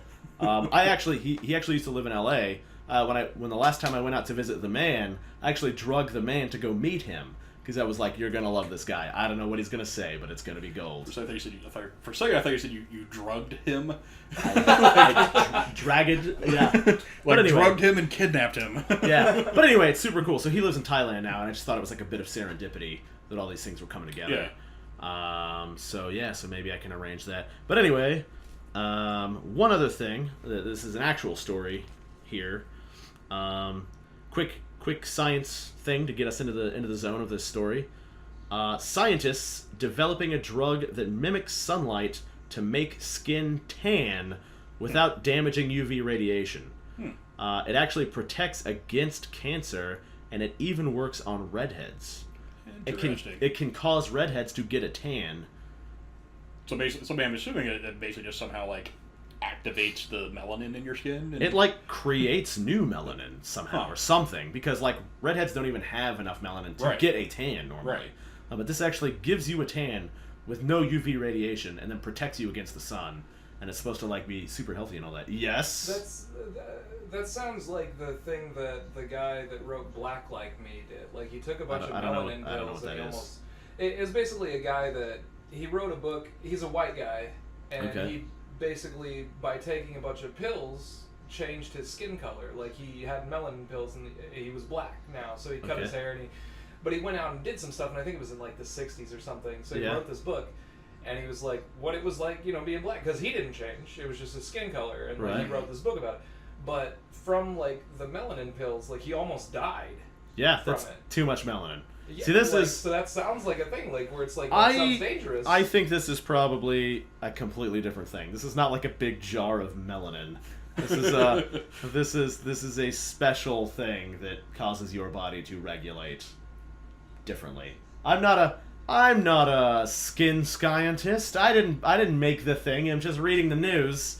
It's not ready yet, but sounds interesting. Very interesting. Very interesting. So, I actually thought this was a perfect segue because I actually have a story somewhat related to this. I don't sunburn. I do. You look like you would. You've got. I have a lot of freckles. You got the whole thing. You got the freckles. You're not a redhead, are you though? No, like my beard. Your beard is like, kind of red, like but the reddish. top of your head is like my brown. hair has always been brown. Okay. Yeah. See, I get. I think I might have Mediterranean genes. Like I get like real Greek olive-y in the summertime. Like I just get a nice olive. Like I'll burn, and then forever. after the burn clears up, it'll be tan. Yeah, I just don't burn. Like I just get nice and olive colored. I'm like, yeah, nice. +1 for whatever genetics I happen to have. So I'm like, haha! Who cares about the sun? You know, it's not gonna get me directly. I mean, I came into the world looking like Tommy Lee Jones and Clint Eastwood had a baby. Like I already look like an alligator purse from the day I was born. So I look like a 45-year-old man when I was 5. So I mean, it's not gonna get much worse from there. Yeah. So whatever. So I was like, fine, whatever. Yeah, just whatever. I don't need sunscreen because I don't burn, and that has held true like my whole life. There's one excepting one time when I was like a very small child. Children actually. Mathematically, due to the size of their bodies, are way more prone to burning. Yeah. Doesn't matter really what race you are. It's just the surface area. You don't have it enough yet. But that doesn't count. So in my entire, like, I don't know, from like 7 years old and onward, I've never burnt. And just frolicked in the sun. Just like, I am invincible! Yeah, you're someone who's outside a lot. A lot, right? And as previously stated, already looked leathered and weathered, so who cares? So the first time I was ever in Okinawa, I actually went there to do the opposite of a dojo storming. And for those of you who don't know, a dojo storm is basically, which I have done before, it's super enjoyable. A dojo storm is when you basically walk into a dojo like it's an Old West saloon. You like kick in the door. I challenge you! I bring out the master! Yeah. I am here to beat up everybody! And then in the traditional sense, once you beat up everybody, you take their sign, and they close. Yeah. They close down because you're better than them, and they don't deserve to be around. So they close down, or you own them. You get two choices. You take their sign, and they close, or you own them. Now you're the master there. Now I'm the master, yes. So those are the only two options. So I went there to do the opposite of that. And in Okinawa, especially Okinawa, they have a very... It's not quite as... It's different from Japan. Okinawa is owned by Japan, but it is not Japan. Yeah. It's got its own language and culture.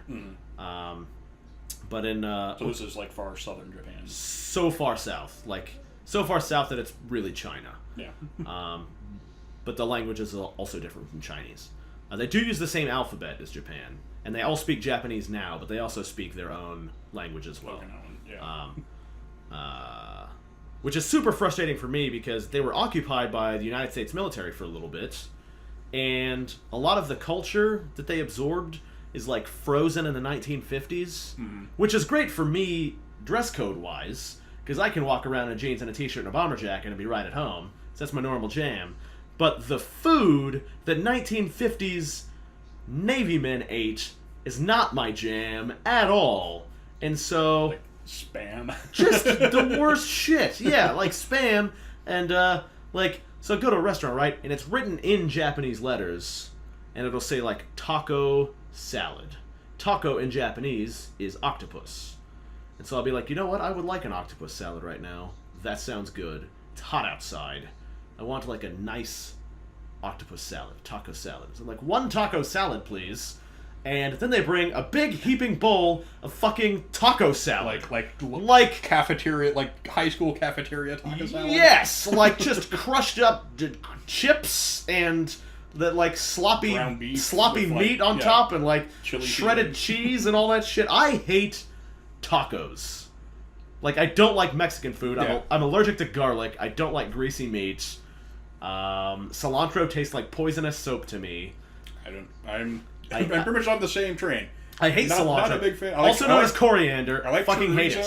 I like chorizo. Yeah, chorizo's great. But just as a rule of thumb, like when I say Mexican food, like actual Mexican food made by Mexicans in their native style is fine. But like exported fake like Mexican food, whatever, I do not like it at all for all the reasons I just mentioned. So like I was basically Taco Bell to me is like one of those places like I'd just rather not eat. Yeah, than yeah, yeah. You could go 3 weeks without any food and still live. I would rather just do that. So I get this taco salad, and I'm just like so shitty. Like, you fooled me again, Okinawa. That's the man. Is it really? Yeah. All right. Well, we'll deal with that. He's listening live. Yeah. Yeah. We'll get to him after this story. We'll get to my notes about the man. But yeah, so it's just like, you got me again, Okinawa. So. I was actually staying with a guy in Okinawa. Oh, I forgot. Anyway, the reason I was there to do a dojo pilgrimage, which I treated like a dojo storming mission, but it was a pilgrimage. So I would just walk. Like, normally, you need a letter of introduction to even get into the school. And then when you get in, like, written by another master, and then you can get in and train, but you can't see the master. You can't interact with the master, usually. You just deal with the students and leave. Right. You need to be there for a while to get trained by the master. And that's after having a letter of introduction from another master. I just walked in like, boom! Nash is here! Bring out the master! And then the master would come out and be like, what is this? And then, it's like, is this a challenge? And then I'd be like, I'm Nash, and I'm here on a pilgrimage. I'm going from top dojo to top dojo to study with all the best masters and learn their secrets. And then they'd look me dead in the eyes and be like, that is awesome! Welcome! And they just really liked me, because I was just like, so out there with everything. Like, it's just like, I'm sleeping on the street, wandering the earth to steal the martial arts master's secrets with the greatest respect. And they're like, yeah! I appreciate your honesty and also like your dedication. Yeah. And then they would just be like, I can see like I had the technique and the ability to back up my insanity. Is basically what it boiled down to. Because like if I'd have just been some regular schmuck who was also crazy, then it'd just been like, get out of here, you weirdo. Yeah, they'd be like, get the fuck out of here. Yeah, but I was Nash storming into these places to be like, I want to train super hard. Respect! And then they were like, yeah, oh yeah, me too! And so yeah, they would just like totally broke protocol. Like if I'd been there with a travel group or like some other thing that had been like, get out of here, get out of here. But they could just, like, I went there for this. You basically wowed them with your determination and intensity. Yeah, and the fact that I could communicate with them in their native language. Yeah. Native language number 2 being Japanese. Yeah. So that goes a long way. That goes a super long way. So they're like, wow, here's a guy who came here just for this, who culturally understands us and communicates in our language and has like a high level of skill. Like, okay, come on in. So I was just like going to the top karate masters in the world, and they were like taking me in, taking me out to dinner, training me personally, giving me gifts, like just really the best. And I'm talking like they're so nice, like really. And I'm like I sparred with some 75-year-old dudes that could easily, I'm not going to say easily lay me out, but they could give me a run for my money for sure. And that fight could have gone any direction. Like, it wasn't like, oh, yeah, this whippersnapper is definitely going to win. It was like, no, these two guys might kill each other, for real. Like, and these guys were not, like, however high and fast I could kick, they could kick as high and as fast. And however strong I am, like, they are that strong at least. And oftentimes more so.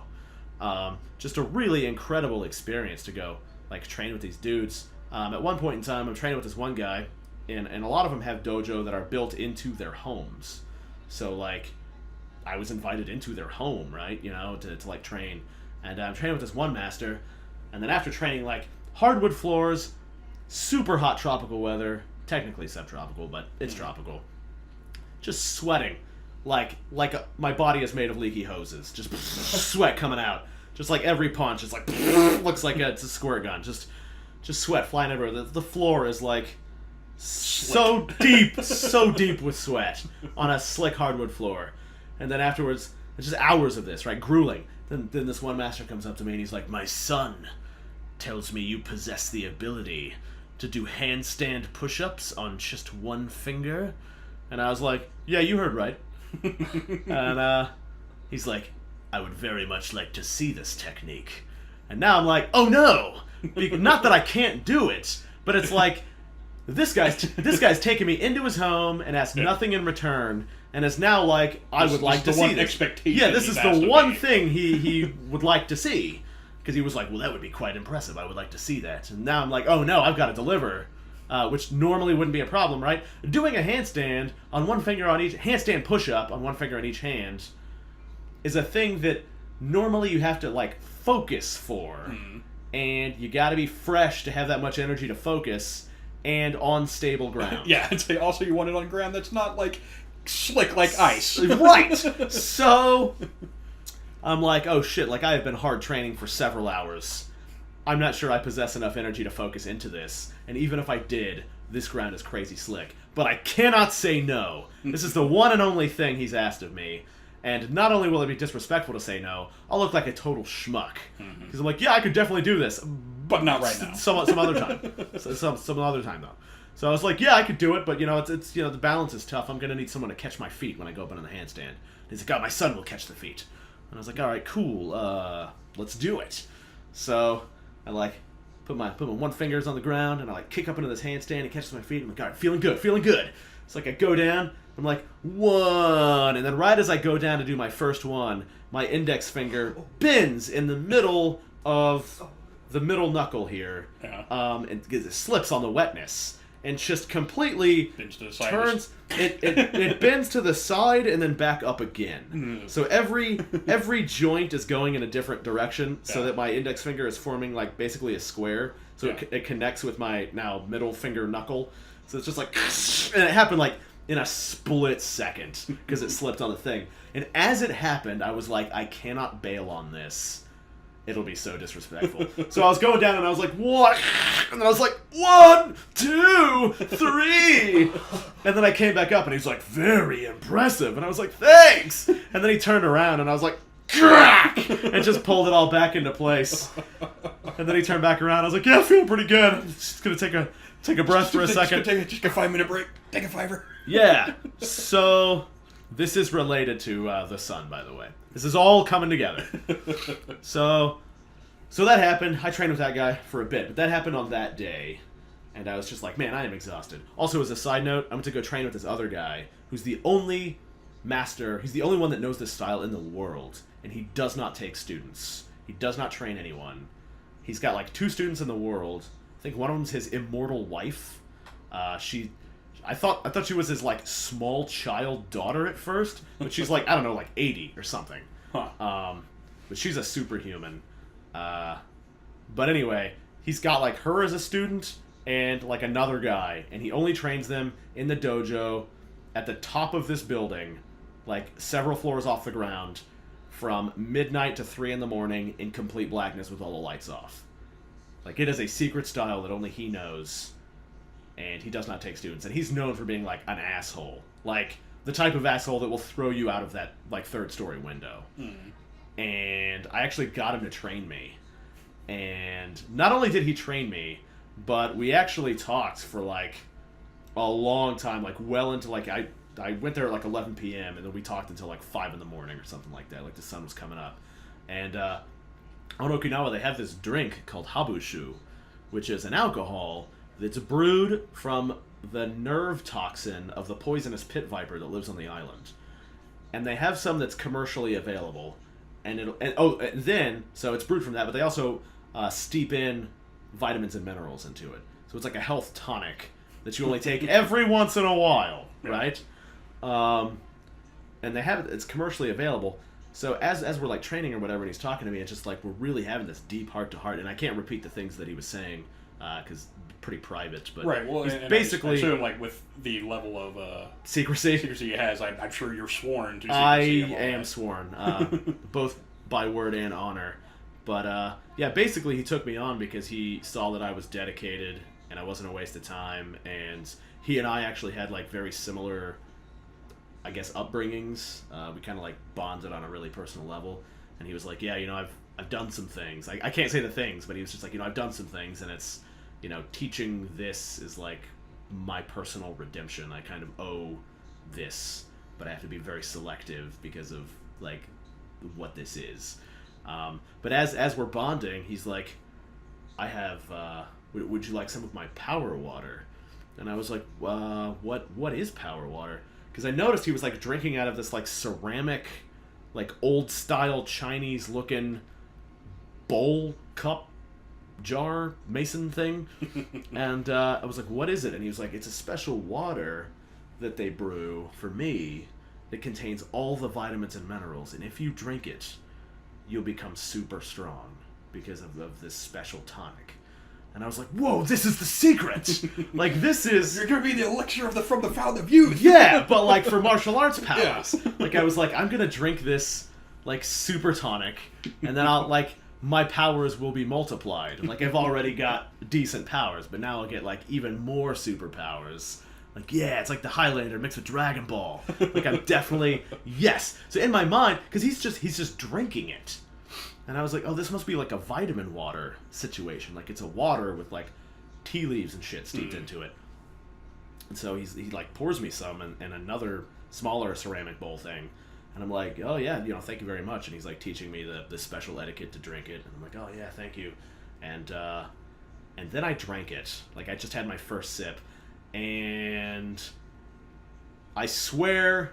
in a split second, I think most of my hair fell out. Like, I was just like, ah! Like, I just, sweat started flying out of my body. And I was like, ah! Because I was expecting water, like a tea. And it was this poisonous nerve toxin drink, habushu, except it wasn't the commercial grade. It was personally brewed for this ancient martial arts master who's been drinking it for like 100 years. Yeah, he's been drinking it his entire life. Yeah, and he was just like slamming it the whole time.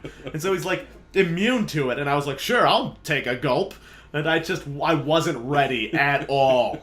So basically it's just like, took a gulp of bleach. Yeah, basically. It's just like, my organs! All my organs! Whichever ones are left are going to be super strong, I bet. After all the internal calluses develop. Yeah. It's going to go vomit up some of these useless organs. Be right back, BRB.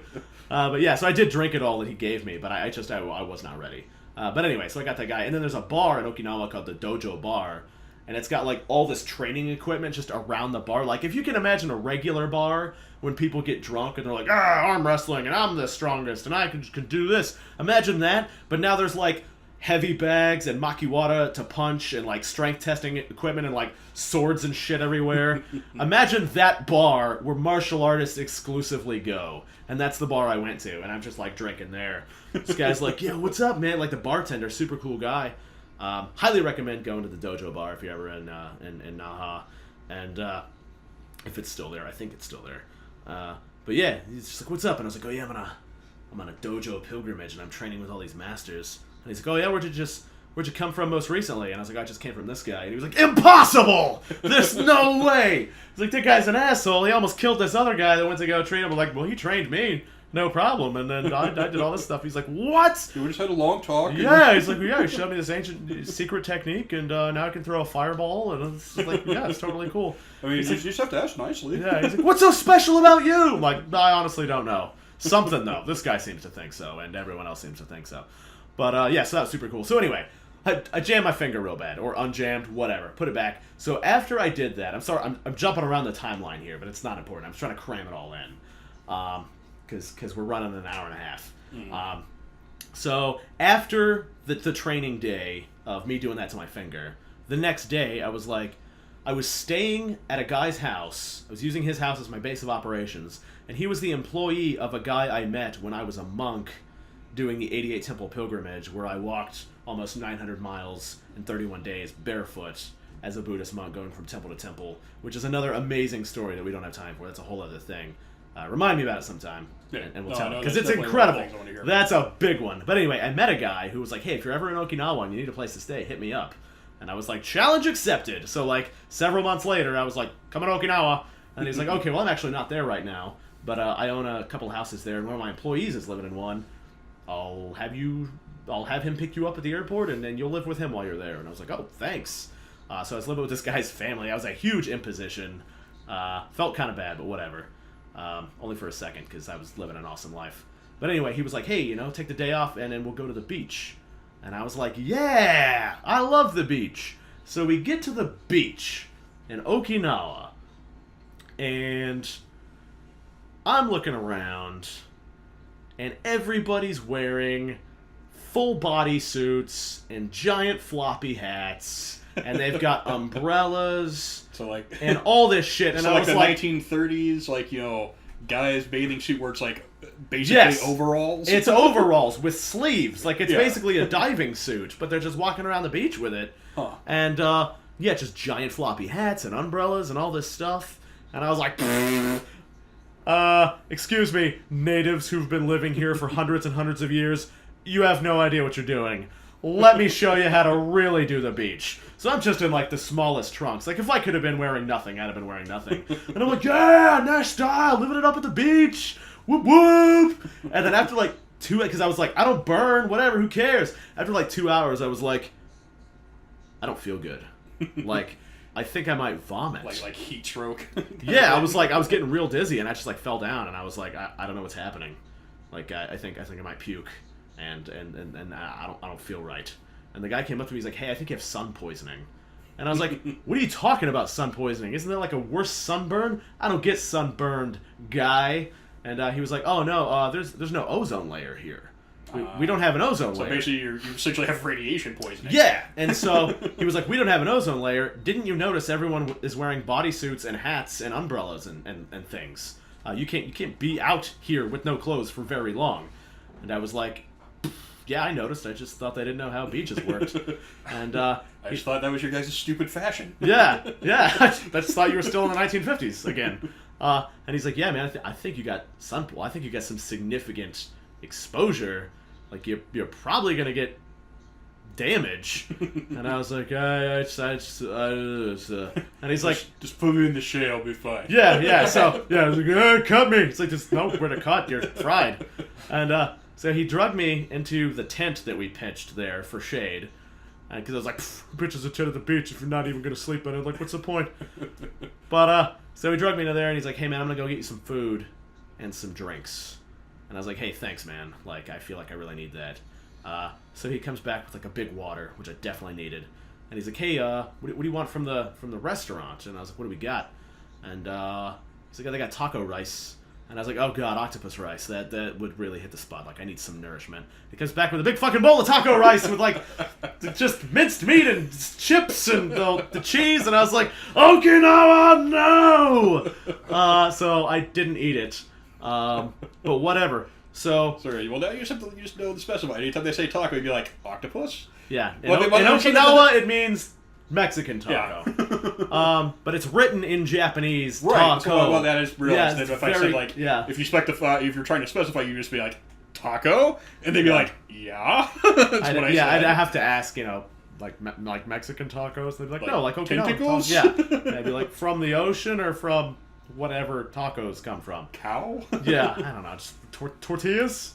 I don't want that. I don't want that one. But yeah, so not much time is going by, and my body starts feeling really weird. And I've never, experienced this feeling. And I'm like, what am I feeling? And my skin feels dry, and it hurts. And I start moving around. I'm like, everything hurts. Everything hurts bad. So basically you were experiencing a sunburn. That's what I thought, right? Yeah. I thought I was experiencing a sunburn. But then the guy was like, hey, you've got sun poisoning. Yeah. You're going to feel real bad. And I was like, man, I don't know, I can't move. I don't know what's wrong. Is this I think, I got a buddy who gets sunburned all the time. I think I've got a sunburn. Because, this is kind of how he describes it.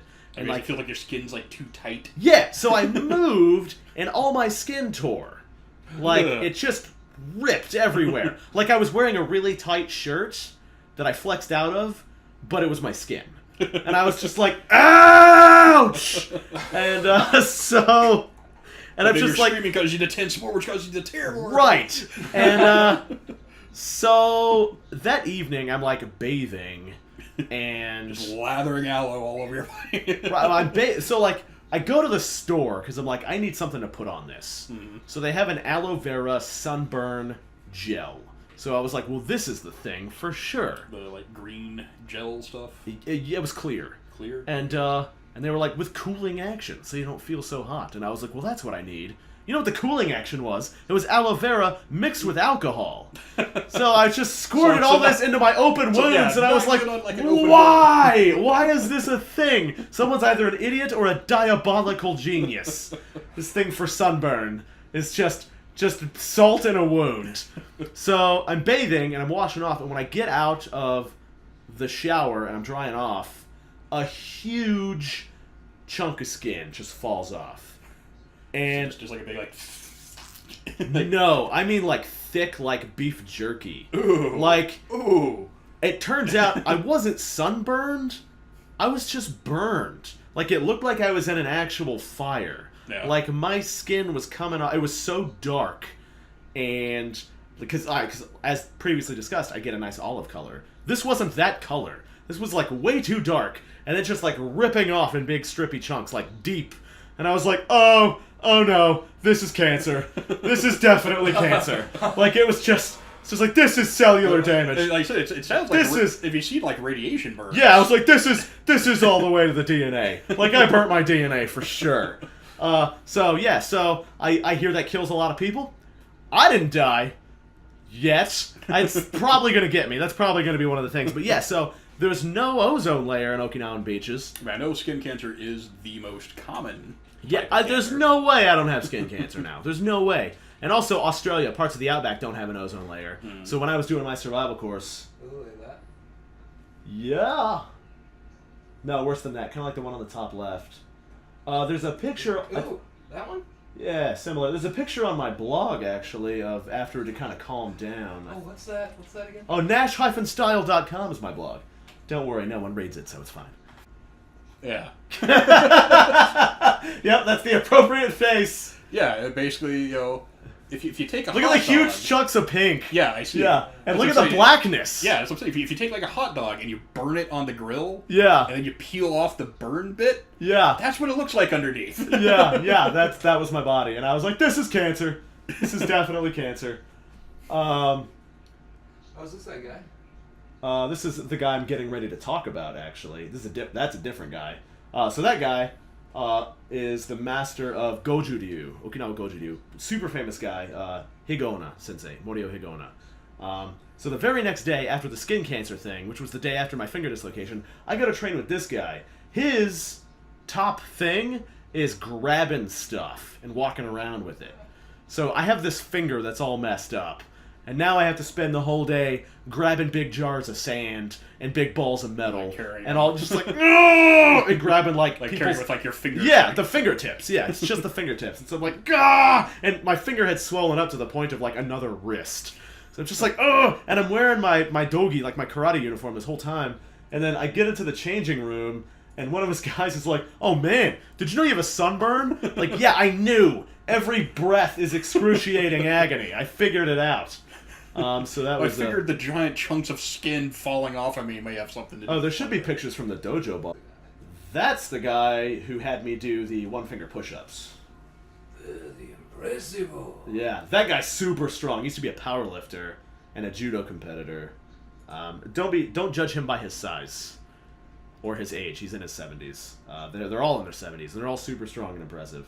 I mean, I know they say that you know, that's one thing with like boxers, actually like heavyweight boxers. They say that, you know, the power is the last thing to go. Right? Yeah, yeah. It's like you know, speed's kind of the first thing, but yeah, as far as the guy's got his own booze. That's a bottle of booze with his face on it. That's how famous he is. But yeah, so that was just the anecdote of the time I did the opposite of a dojo storming. And so I was training with the guy, Higona Sensei. That's everybody, almost everyone in that picture is a famous martial artist. So Higona Sensei was like, "Hey, are you coming to my special training camp?" And I was like, "Oh, I don't know. When is it?" He's like, "It's 1 year from now, here in Okinawa." And I was like, "Well, I really wasn't planning on being in Okinawa here in about 10 months." And he's like, "Well, it is my special training camp. And it only happens once every 4 years. And it's going to be the last one that I host because I am retiring from running the organization. And I am personally inviting you." And I was so like... at this point, he's like basically telling you... Yeah, he's like, you're going to the training camp. Either you're going or you're like spitting in my face. Yeah, and I was like, well, personal invitation to this rare thing that... It's going to be the last one. It's going to be the last one from like a super famous martial arts master. Yeah, I guess I'll go. And I kind of just thought that he wouldn't remember me. And then a year later, I roll up to this training camp, and I walk in, and he's like, "You made it! And you grew your hair out! Nice!" And I was like, "Thanks!" And yeah, he actually did. He did remember me, and we talked for a while. Super cool guy. And then I met a guy from South Africa at that training camp. And then we wound up just running into each other in a bunch of different places after that. Like, I met him in Okinawa. He was originally from South Africa. Now he lives in New Jersey, teaching martial arts. But I met him at this training camp in Okinawa. I think that's where I met him. But anyway, then I ran into him in Detroit, Michigan, at a martial arts thing. Yeah, at a martial arts thing. It was a martial arts thing. Okay. I think I actually kicked a guy's teeth in that, actually. Good times. That's a different story. I made like a literal pile of bodies. It was pretty fun. And I was like, oh, they're never going to invite me back here. And they were like, Nash is the best. And I was like, well, I can't argue with that. Sorry, I broke all your guys. But yeah, so I ran into him there. And then I ran into him in Tokyo. I wandered into this dojo, and he was in there. And he's like, what's up? And then we all went partying. Like, it was crazy. I have a lot of partying martial arts masters stories. But I wanted to tell the one about me definitely getting skin cancer and ruining my life, and that was the first time I was in Okinawa training with all these dudes. All right, so that is what I would you call that a story? Yeah, I would call that a story. Yeah, that was. I mean, I don't know what else to call it. It was right. more. It was more than an anecdote. It had an arc. Things happened.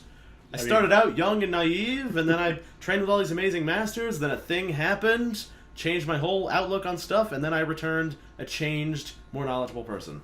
It's an arc and a story. It's a full story. Beginning, a middle, and end. All right. So we're gonna go no more than 13 minutes into this is my goal. All right. Notes from the man. So I haven't actually spoken with him, but he left a message on my old-timey answering machine that's at the house that I'm staying at. And I haven't had time to call him back. He left it over the weekend. I was gone. So is your answering machine still using like the actual cassette tape? It doesn't. It's like right after the cassettes got phased out. Okay, so it's digital. It's technically digital, but only technically. Yeah. Like it's really just one step. It still only has 15 minutes recording. Not even that. Not even that. Like it's like a cassette tape had more space. Like it was like the first one to not have a cassette, so it was like in its own way far less efficient. Yeah. Because they were still working the kinks out. Like the outgoing message takes up space from incoming messages. There's like only so much space. Period. Very, very limited memory. Yeah. So he left this message over the weekend. It was actually so long that it cut him off 3 times, and then it filled up the machine. And I didn't have time until yesterday morning to actually listen to it and jot down all the notes. I haven't spoken with him, but here's his notes here. So he's just said, brace yourself. This is going to be a long message. Like I said, he was not kidding around. Because I actually talked to him, like I said, about. I'm thinking it was shortly after we recorded the last episode, like 2 or 3 days later. And he said basically when he listens to this, it's when he's driving. Yeah. So he said, and that's when he calls. Well. So he said, brace yourself. It's gonna be a long message, and he's just like, hey man, I'm the busiest I've ever been in my life. Yeah. He's working 12 to 14-hour days every day, and everything's just been real slow going about this because he's kind of a Luddite, and I can relate. He doesn't really engage in technology much, I hear, same way that I don't. So he the only time he was able to really digest what we'd been doing was in the car, but he was on basically like a 2-month backlog. He hadn't really had time to listen to anything, so he's just getting caught up. So he's like, it's been really slow going, and so he just started off, he's just like, I've been working 12 to 14 hours, and to that I say, me too. Now, actually, just like mentioned earlier, just got that new job, and I got other jobs actually on top of that because I'm working up to go to India and South America and do my wilderness first responder, and then back to Japan, a couple other things. So like I'm actually the busiest I've ever been as well. So super busy. So totally relate. And then I got my training. But he right out of the gate, he was just like, so the name of the show, I don't know, call it whatever you want. Call it whatever you want. Like he was clearly not happy, which he did explain. It does make sense why he wasn't happy. It makes sense when you think like take it in context. Take it in context, what yeah. What so basically, later. yeah. So he explained the original idea for the show was not to have me as the host, but as the guest. And he's just like, "Hey, man, you're the best guest in the world. You know, you're the ideal storyteller." And he's like, it gives Aaron a show to host. It's supposed to be Aaron's show. Which, and just so everyone understands, this was completely unbeknownst to me that this was supposed to be my show. Right, and also me, which is, you could understand why he didn't like the name if it's supposed to be Aaron's show, and it's a show called Nash, starring Nash about Nash. Yeah. Like, that would infuriate me if I wasn't Nash and I was supposed to have a show, and, then someone else came in and, like, absorbed everything. Yeah. Like, yeah, that'd be, yeah, so I get that. But yeah, he's like, it gives Aaron a show to host, and then it'll get nice and successful, and he's like, what's going to happen when you leave, and Aaron is left with a show called Nash, about Nash, starring Nash, and now Nash is gone. Where does that leave Aaron? And I was like, okay, good, valid point. Very valid point. Like, that's definitely, like, if people are tuning in to a show called Nash, about Nash, starring Nash, and Nash isn't here, they're probably going to be pissed if Nash isn't around.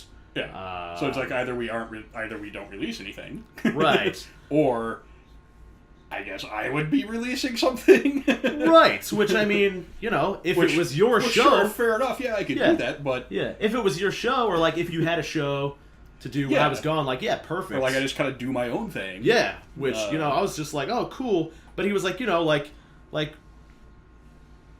people, the following that we amass is going to leave if I leave. Mm. And, the shows don't just, like, do a bunch at once and then release them and then stop for a while.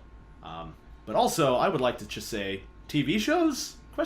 Like anything with a season? Yeah, and that's when I was talking to Ben about this. I was like, so, I mean, we can go on a hiatus. It's not like Nash is never coming back. Yeah. I mean, granted. It may be. Yeah, it is totally... It's not planned. Yeah, it's not planned. It's very realistic to think that anytime you see me might be the last time. Yeah. I mean, there was a Deadpool running on me for a while, and I myself have lost it numerous times. Yeah, like, you may end up in some gulag somewhere. Yeah, it's very probable. Or, like, falling off a mountain deer. Yeah, so, I've already fallen off of a couple mountains, so I mean... So when I say that it's not like it's going to be the last time, it could well be, but it's not planned. That's going to be the last time I ever see you. So yeah, like, you may be gone for 6 months, a year. Yeah, maybe not even that long, maybe that long, but I mean, whatever, who cares? But yeah, I mean, we have, that's why we, basically we meet weekly. Yeah. Get some stuff recorded. Sometimes we do like a double L recording, like double episode recording. Yeah. So we have a bunch of stuff kind of stockpiled. Yeah, and we could just have a season and then go on hiatus. Yeah, I mean, we could release a bunch of episodes and be like, all right, we'll talk to you guys 6 months or something. Some shows are on a very, and I know this is unique to visual, like TV and stuff like that, but some shows have very irregular seasons. Oh, yeah. Where they're just like, here's season 1 and season 2. Oh, one of my season 3 will come out in 3 years. Yeah, one of my favorite shows is the Venture Brothers. Oh, yeah. On Adult Swim. The man is the one who turned me on to the Venture Brothers. I've actually never seen it before until he turned me on to it. I'm a huge fan. And they'll go, 3 years, without 4 years between seasons. Yeah, because it's basically just two guys who make the whole show. Yeah, who's the guy that I like so much on that show? Brock Sampson. Brock Sampson. Yeah. Oh yeah, Brock's great. He's my guy. Yeah, every time I watch that show, I'm like, yeah, you and me, Brock Sampson. But so basically, the man's just like, yeah, hey man, nobody's reading your blog or checking out your YouTube, so it doesn't matter how good things are. To which I reply, I mean, the whole reason I even created those things was because my friends wanted to just be kept in the loop about what I was doing, and just have a way to look at that stuff again and again. And according to the analytics on the blog, about 300 people a week check it out, and that's fine. I don't care, really. I mean, I think that's fine. Whatever. But then he said, this is what I was talking about. He says, this is a quote, "If you have a piece of gold, but it's covered in shit, and you're putting it in people's faces saying, 'Look at my gold,' all they see is shit. They don't care if there's gold in there. I like you, and I'm trying to show the world you're gold, but I've got to wipe away all the shit." So, I mean, he referenced me, specifically and personally in that. So I mean, I'm not offended, but well, first off, I would be concerned if you were shitting gold. Right. If there were chunks of gold in your shit. And you'd be like, look at this. Yeah, I don't know. I feel like all the layers that are what make me me. Yeah. I like whatever. Well, I mean, I guess I get what he's saying when looking at it from a commercialization kind of standpoint. Like a production sort yeah. of, yeah, I mean, I get it. So, I mean, I understand he's like saying, basically wanting, they'll very polish the turd. Yeah. He wants it to be. He wants it to be. That he wants a good polished product. Yeah, absolutely. I totally get that. I just feel like, I don't know. I'm not even sure that I even like polished products. Like, do you ever see certain things where it's the lack of polish that makes them special? Mm-hmm. I mean, if you look at, I feel like I'm attracted to that sort of a thing. Like the old Mystery Science Theater 3000. Right, yeah. Like, obviously low budget. Yeah.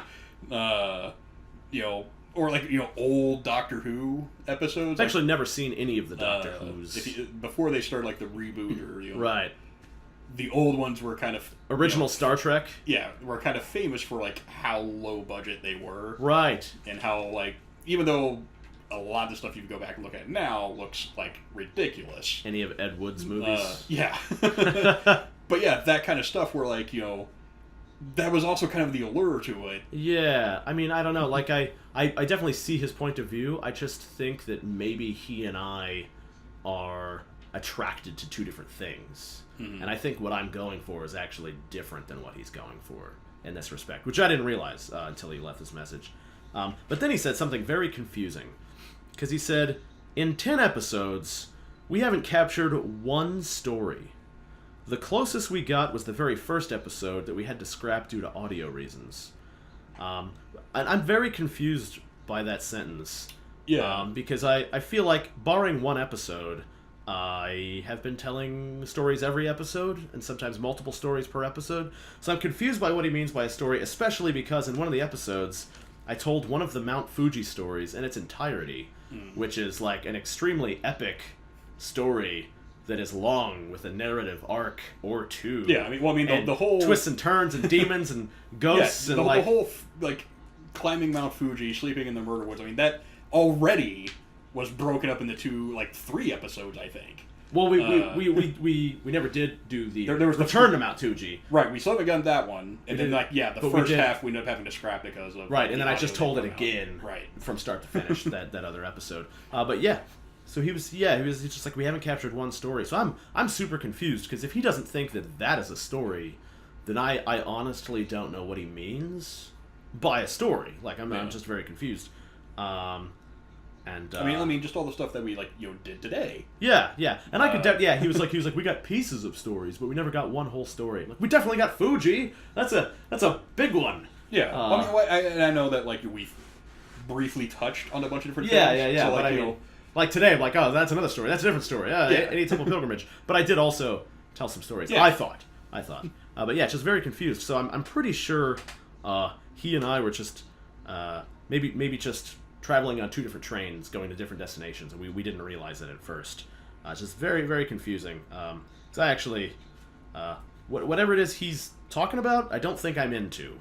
I'm just, I don't get it yet. Like I said, I haven't spoken to him, but I'm just very confused. From what I was kind of getting was that it sounds almost, because when he was saying that he wanted me to basically be the host and be interviewing you, right?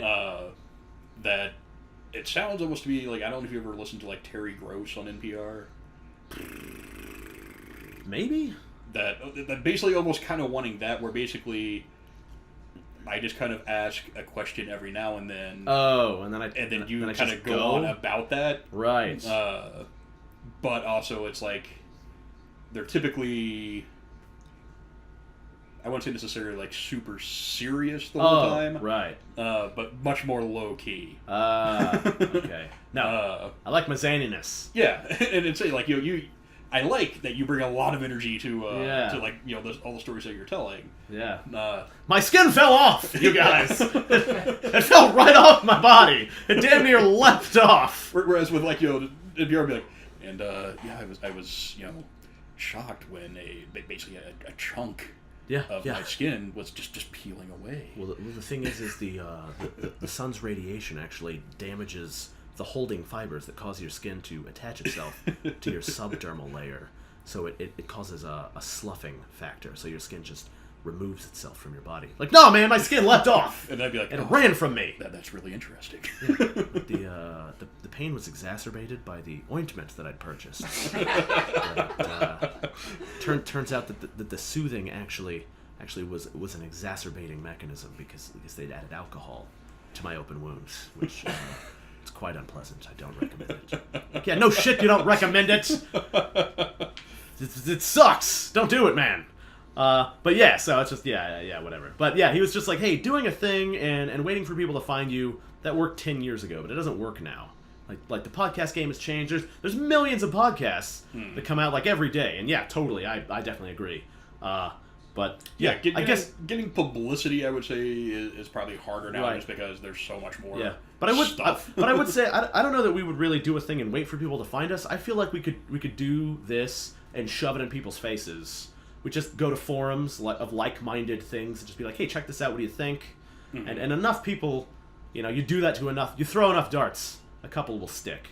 And I feel like you do that a long enough timeline, eventually, not very long at all, you'll get, a couple thousand people at least, and that's not insignificant. Yeah. Well, and the thing he kept saying to me was basically wanting to get the episodes good enough that if you show it to someone that they want to share it with other people, and not necessarily just watch and be like, oh, that was really cool. Yeah, they want it to be good enough where like you watch it like, oh, that's really cool. Hey guys, you should come watch this. Right.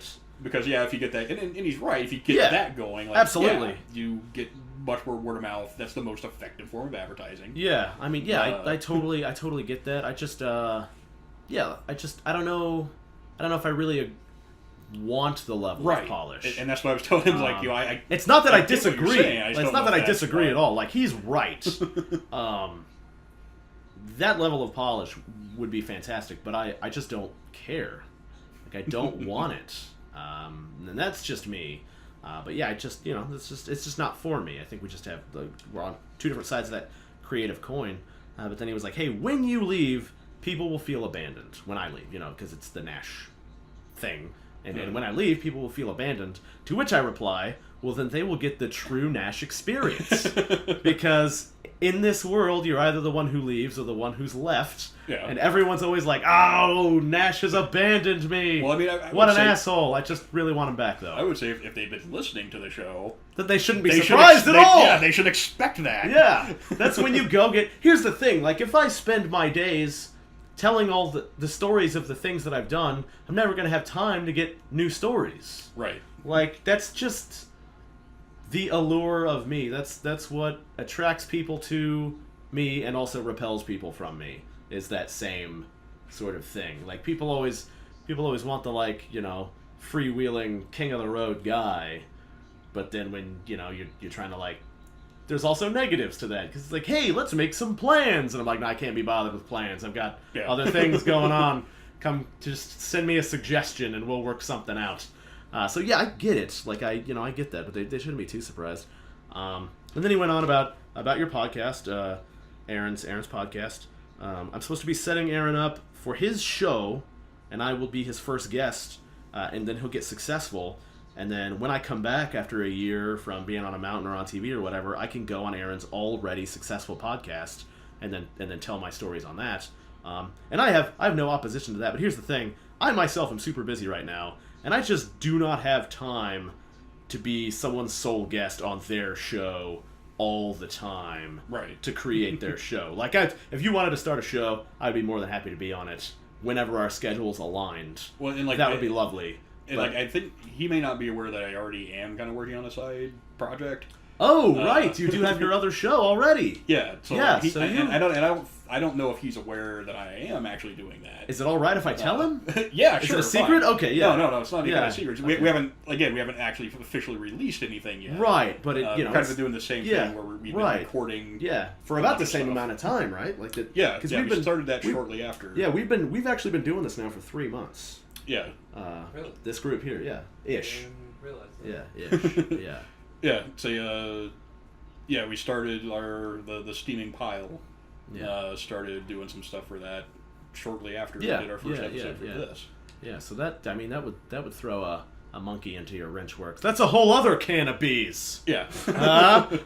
You guys, that phrase that everyone says all Bring the time? us back. Yeah, bringing it back for the first time. But yeah, so I mean, if you want to have a successful podcast, I'll totally support you. And whenever my schedule lets me be on your show, and like I would told him, be honored to be your guest. I don't know if I want that. Like, I don't know if I want to run my own podcast. and that's another thing, because originally he was like, hey, let's not script it, and let's just see how it evolves. Yeah. And this is what it's evolved into. Yeah. And I don't know about you guys, but I do like it. Oh, I like the name, and I like the format. I like how the articles relate to travel and adventure and stuff that I've done, and then we bleed that in, and then we kind of bounce back and forth about stuff. And it's kind of got a lucid, fluid kind of a structure, but a structure nonetheless. Yeah. And he was like, hey, you shouldn't be, because you're taking those notes and you're talking, and that makes you the host. I'm like, well, I guess kind of.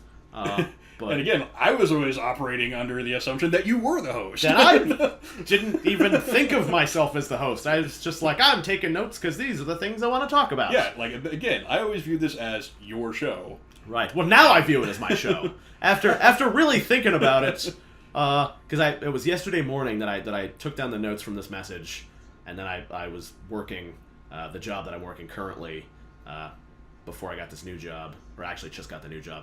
But I was working that, so like throughout the day I was like taking notes about these notes. And I was thinking about it, I was like, yeah, you know what? It's my show. It is my show now. Now that I think about it. I would go so far as to say it's our show as well, but like, you had some family stuff going on yesterday.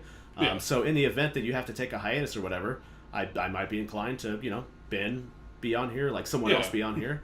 Yeah, it's the thing. Like whoever. I'm not the integral part of the show. I would think you're an integral part, but you're not an irreplaceable part. Yeah. And in some degree, maybe I'm not either. Depending on whatever. Yeah. But for the Nash show, I'm irreplaceable. Exactly. And that's what if my it was, show if it was, is right quote, now. Unquote, my show. I could have some other person in your seat and have them just talk about stuff. Yeah. Whatever. So then, I still a bit like, I don't know if you're like the Joe Rogan podcast. Yeah. I've never listened to it, but super popular podcast. Yeah, I've heard excerpts. I don't like to listen to whole episodes of stuff. Yeah, well, and his stuff sometimes runs really long. Yeah. Kind of like this is doing right now. Yeah. But yeah, like super popular, and it's not necessarily popular because of him. Yeah, people aren't listening to it to listen to Joe Rogan. Yeah, he's got really high level people, and every once in a while stuff gets brought to my attention that's from excerpts from his podcast where it's just smart people talking that happen to be on his podcast. Yeah, and it's always real groovy, and that's what I'm saying. Like basically, he has like interesting people, and basically just lets them talk about whatever they want to talk about. Yeah, and if you did want to have your show, I would love to be one of those interesting people on your show, but I refuse to be relegated to only telling my stories on your show. Yeah. I like my show now that it's become my show. But yeah, so I could go on your already successful podcast, but I just don't have time to like fully work only on your podcast. Right. But he was like, if you start with the boring shit first, people won't want to come to you. After you're awesome, you can have a successful blog and write a book and go on speaking tours and do all this other stuff. And I don't really want those things.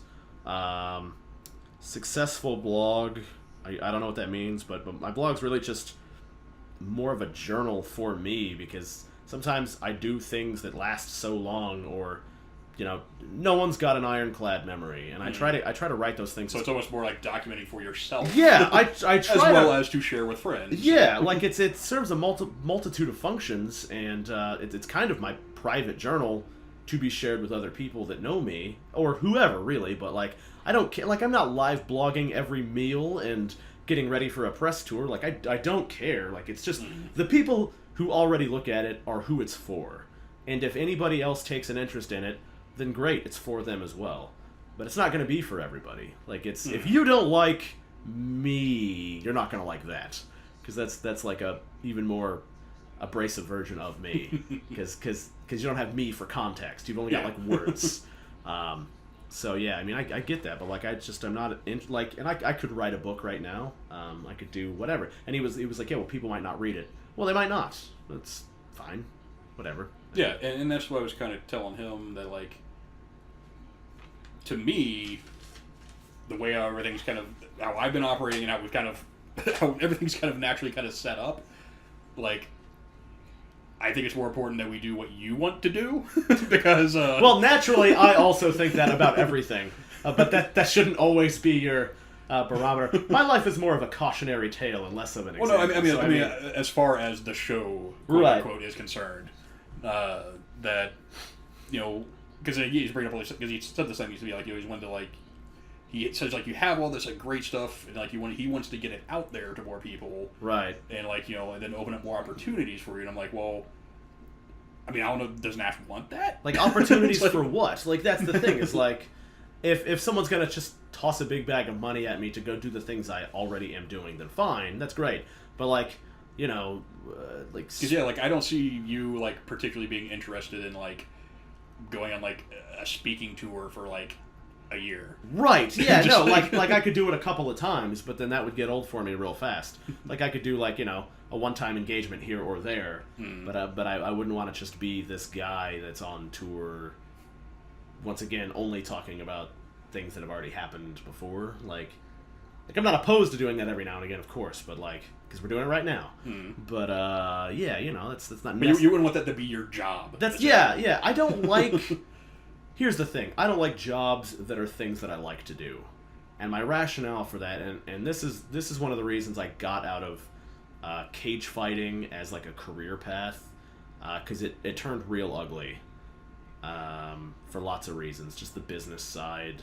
I was in with the wrong crowd at one point in time, like, and I don't mean like, I mean like the wrong crowd for the business. Like they were fully in it for the business, and I was in it because I loved it, and I was like, maybe I'll just make some money doing the thing I love. And here's the thing: it's better to be forced to do things that you hate, because for work, because then you can do those things that you hate and get paid for it, and quit whenever you want. But if you're forced to do the things that you love, to be forced to do something for me means that I will slowly grow to hate it. And when you start to hate the things you love, then you have nothing. And you're left with nothing. And I love telling these stories. I love kicking people in the face. And I will do them as I please, but you want to do it on your own schedule. Yeah, and on my own terms. On my own schedule, on my own terms. Like, these are artistic passions of mine. And... it's not a business for me, and it never will be. Like that's why, like I've had a lot of like high level masters that want me to open a martial arts school, and maybe I will one day, when I settle down, when I'm like 200 years old. Just kidding, I'll be dead in a few days likely. But that's like if I do open a school, I probably won't charge any tuition because I don't like. It's an art it's a thing I've dedicated my life to. It's not something you're wanting to. It's not a business. Make money off of. You just want to share it. Yeah, like this. It's the same thing where like I'm against religion, but I respect people who follow their religion, and there's no money involved. It's just a thing that they are passionate about, that they believe. Like they don't need like a building and people to tell them what to do, when to do it. And they don't need to tell other people what to do and when to do it. It's just a thing that's ingrained within them. Like personal conviction. Yes. Like I disagree with religion, but I respect people who have those convictions where there's no like external factors forcing them into things. Yeah. And they're not like, oh, well, the church needs $200 to go rape some kids and whatever. Like, no, that's not okay for me. But like, if some old lady or young guy or whatever is like, yeah, I just do this. Like, if some Mormon somewhere is like, yeah, just do it because it makes my community better and like it helps me look after people. Like, okay, well, I respect that. Good for you. Like, I disagree with what's going on inside your brain, but but I don't have a problem with your actions. I don't have a problem with your actions. Yeah, it's it's fine. I'm glad that we live in a world where there's dissenting opinions. That's great. But yeah, what was I rambling about? Something about... oh yeah, I don't want to be forced to do things. And it's not about money for me. It's not about money. I don't care about money, really, at all. Or business in general. And the thing is like, why would you voluntarily exchange the one thing that is the rarest thing in the world? If value is a function of rarity, then the most valuable things would be the most rare. A proportional function. Right. And the most valuable things would be the most rare, and the most common things would be the least valuable. So why would you exchange the least common thing that you will ever have, which is your own time, for the most common thing that exists, which is money, which you can get literally at any job? They give it away everywhere in different proportions, but you can get it everywhere. And I get, like, there are philosophical and then real-world arguments about why you would need money and why... I mean, I'm working a job right now, and I'm against it, that I'm voluntarily doing it for a time period to reach these other goals. But you understand that to function in the society you live in, it's kind of necessary. Yeah, I understand it's a check, and it's a check and a balance, but I don't work any overtime that I don't have to, or I don't engage in any voluntary work that I don't need to do in order to get the funds that I need, because my time is infinitely more valuable and irreplaceable than some money. So in that same way, I don't want to spend my time slowly growing to hate the things I love to accumulate what somebody's definition of success is versus my own happiness. I'm having a blast recording this. Me too. And that's all I need, really. Like, that's all I really go for. But he was just like, yeah, you can do what you want. You can put it on your YouTube and get 10 views, but you need at least 10,000 views for it to, spread and be successful. And he's like, you cannot follow your instincts on this. You're great at punching people in the face and telling great stories and being the life of the party, but what makes me an artist is being able to pull out the little things and make them, shine. And the urge to just get it out there is not going to work. There's too much out there already. And so I rebuked this by saying my instincts are how I've accomplished literally everything I've ever accomplished on my own to spite people. And the only urges of mine that I ever fight are the urge to jump off of cliffs and kick people off of bicycles. Those are the only two urges of mine that I fight. For various reasons. One, because I don't want to jump off a cliff and die. Like, I do cliff jumping occasionally when I'm sure that it's a cliff I can jump off of. But, if you're just standing at the edge of a ravine, you ever get that urge to just, you're like, I'm scared I might actually just jump in here for some reason. And die. It's a very common mental... I don't know what my problem is. Process. Like, I'm not scared I'll fall in. I'm also scared I'll fall in, but I'm more scared that I'll just be like, whoa! And just, jump in for some reason. Some stupid reason. It's just a thing that, humans apparently do when you're up on, a high, peak or, a high building. That's a dumb instinct. I don't know. You just wonder, I wonder what it would be like just to jump off right now. Yes, that. And so I'm like, well, I'm going to fight this. I feel like I'm going to do a manual override on this one thing. And then for some reason, when people are riding bicycles, I really want to kick them off the bicycle. Real bad. And I have nothing against people on bicycles or bicycles. It's something, real deep down in my genetics. It's nothing conscious at all. Like a target. I just see them and I'm like, I have got to kick these people off this bicycle. I have no idea what it is. It's nothing malicious. It's something so natural, it's weird. You're just looking at from a third person perspective, me just running out kicking this person would just look hilarious. Yeah, no, it's not even that. It's nothing conscious. It's just something visceral. I just see it's a weird, it's almost like I'm a domesticated lion. And then, I'm just like, hey, yeah, the person on the bicycle just looks like a gazelle to you. I'm just like, hey, I've known people my whole life, and there's no problem at all. And then, a rabbit darts in front of me, and I've never seen a rabbit before, but I just know deep down. I'm like, I don't know why I need to do this, but I need to do this. It's that. So those are the only instincts I fight. So my final just thoughts. That was the end of his the notes I took for his message there. My final thoughts were just, well, if no one's going to hear or see this, then why not just put it on my blog or my YouTube channel anyway? Because no one's going to see it anyway, so who cares? And if he's not happy with it, if he's not happy with what this is, and he's not going to use it, then who cares anyway? I'll just put it up, because he's not going to use it anyway. But if there are parts that he does like within here, he can just take those parts. Yeah, and that's what I was talking to Ben. We could almost do... pretty easily edit some of these where we can take just the distilled stories, right? Your stories, and then cut out the banter back and forth, or talk about current events, things like that. But that's the thing. It's I started thinking, and I was like, well, why does he even want these stories? What does he want to do with them? And I don't even know what he means by story now, as we previously discussed. And then I started thinking, actually, actually don't know what he wants and why, and I haven't seen a proof of concept. Like, I don't know what he's going for. Like, I don't know what he is describing when he describes this, and I don't know what he wants. So I really just want him to take a sample of what we've already made and then do whatever to that sample it is he wants to do to the larger thing as a whole to, like, kind of show me, like, hey, this is what I'm going for. Because I literally have no idea now. And I have a feeling I'm just not into it. Like, I think I don't want this that he wants. Like, I just don't want it, I think. So, yeah. Yeah, and now I have super limited time, and, I got to take this next month off anyway, because I'm going to do my Wilderness First Responder thing and get this new job, so it's jacking out my time schedule. And I don't want to take what little time I have left to do something that I can't make something from. Yeah. Like, this is all great, and I would love to just put this up. And if for some reason I can't do that, like, that would be awful for me, because I have...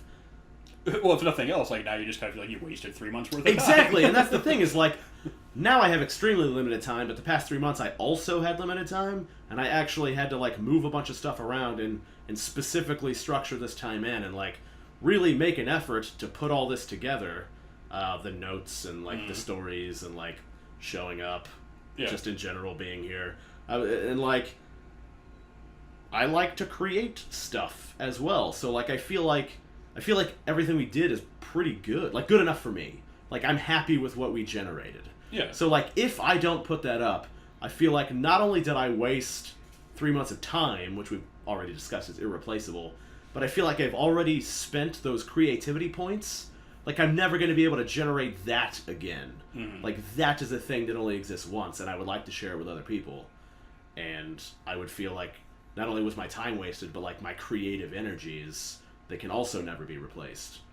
Creative moments are like sperm. The specific combination of events that created them are so unique, you can never get that specific sperm again. Yeah. You'll get more sperm. You get more sperm. But not those specific ones. I can blast ideas out all day, but I'm never going to have those ideas again. So I really want to put them out there. So I would just be really... I would really be just depressed if we weren't even...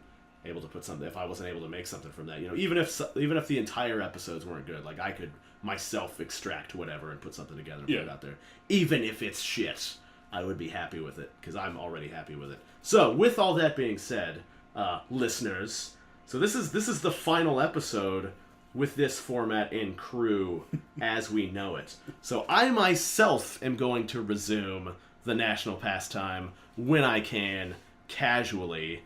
Maybe it's once a year. Maybe it's the same time schedule. Everyone is invited. Everyone who's currently involved is invited to be on the national pastime. But it's my show now, and I'm taking my show because it's mine and I like it. So everyone's invited to be on it whenever they like. And if Aaron wants to get a show up, I would love to be a guest on that show. I'd be honored, and we could do it however you like. But now I think you'd be a fantastic guest on the steaming pile playing some games with us. I would be honored. Yeah. Anytime you guys need a sub or just an extra guy or just a guy. We got some games that work better with more people. Yeah, or just a guy to hang out. I'm good at that too. So anytime, shoot me an old time message, and I will reply probably way too late. Or be like, well, I don't know yet. Let me get back to you, and then I won't hear anything for like 3 months. yeah. And then you'll be like, like I said, I'm not going to fault you about. That's right. The Nash experience. So that's kind of what's going on with the show here. So we're gonna do, I don't know, I guess some. Well, no restructuring on my end. Just maybe, I don't know, maybe a location change, maybe not. Maybe a crew change, maybe not.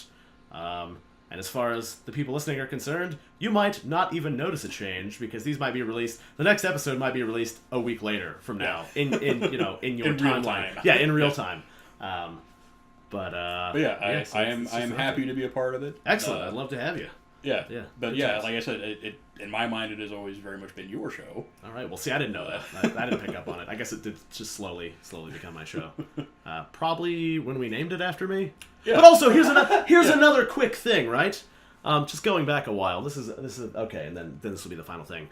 If it was never supposed to be my show, why did he want it to be called The Chronicles of Nash?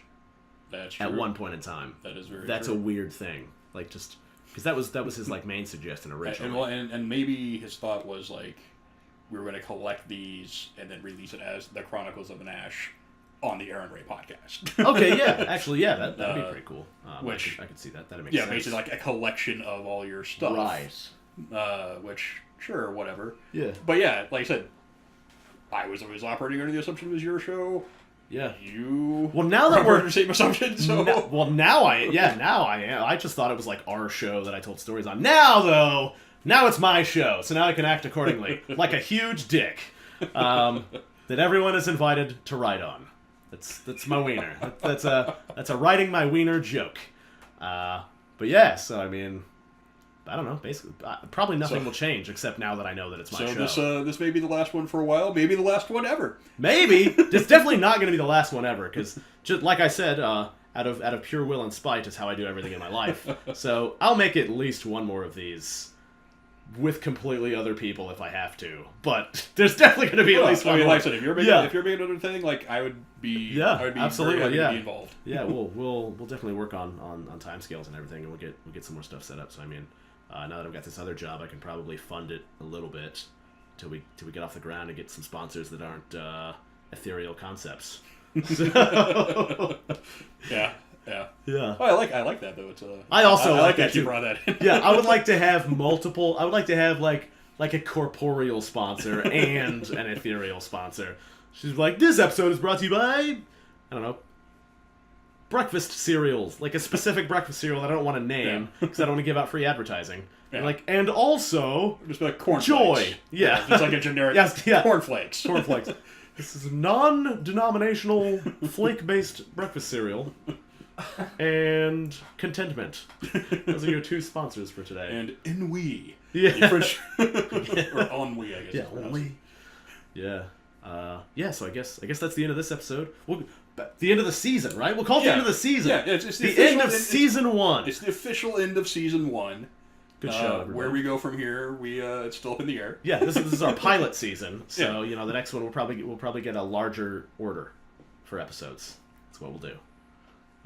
So I'm Nash. I'm Aaron. And this has been season 1 of the National Pastime. Talk to you next time. Talk to you. Yeah. Question mark? See you when we see you. Nash out. Nash! Whoa!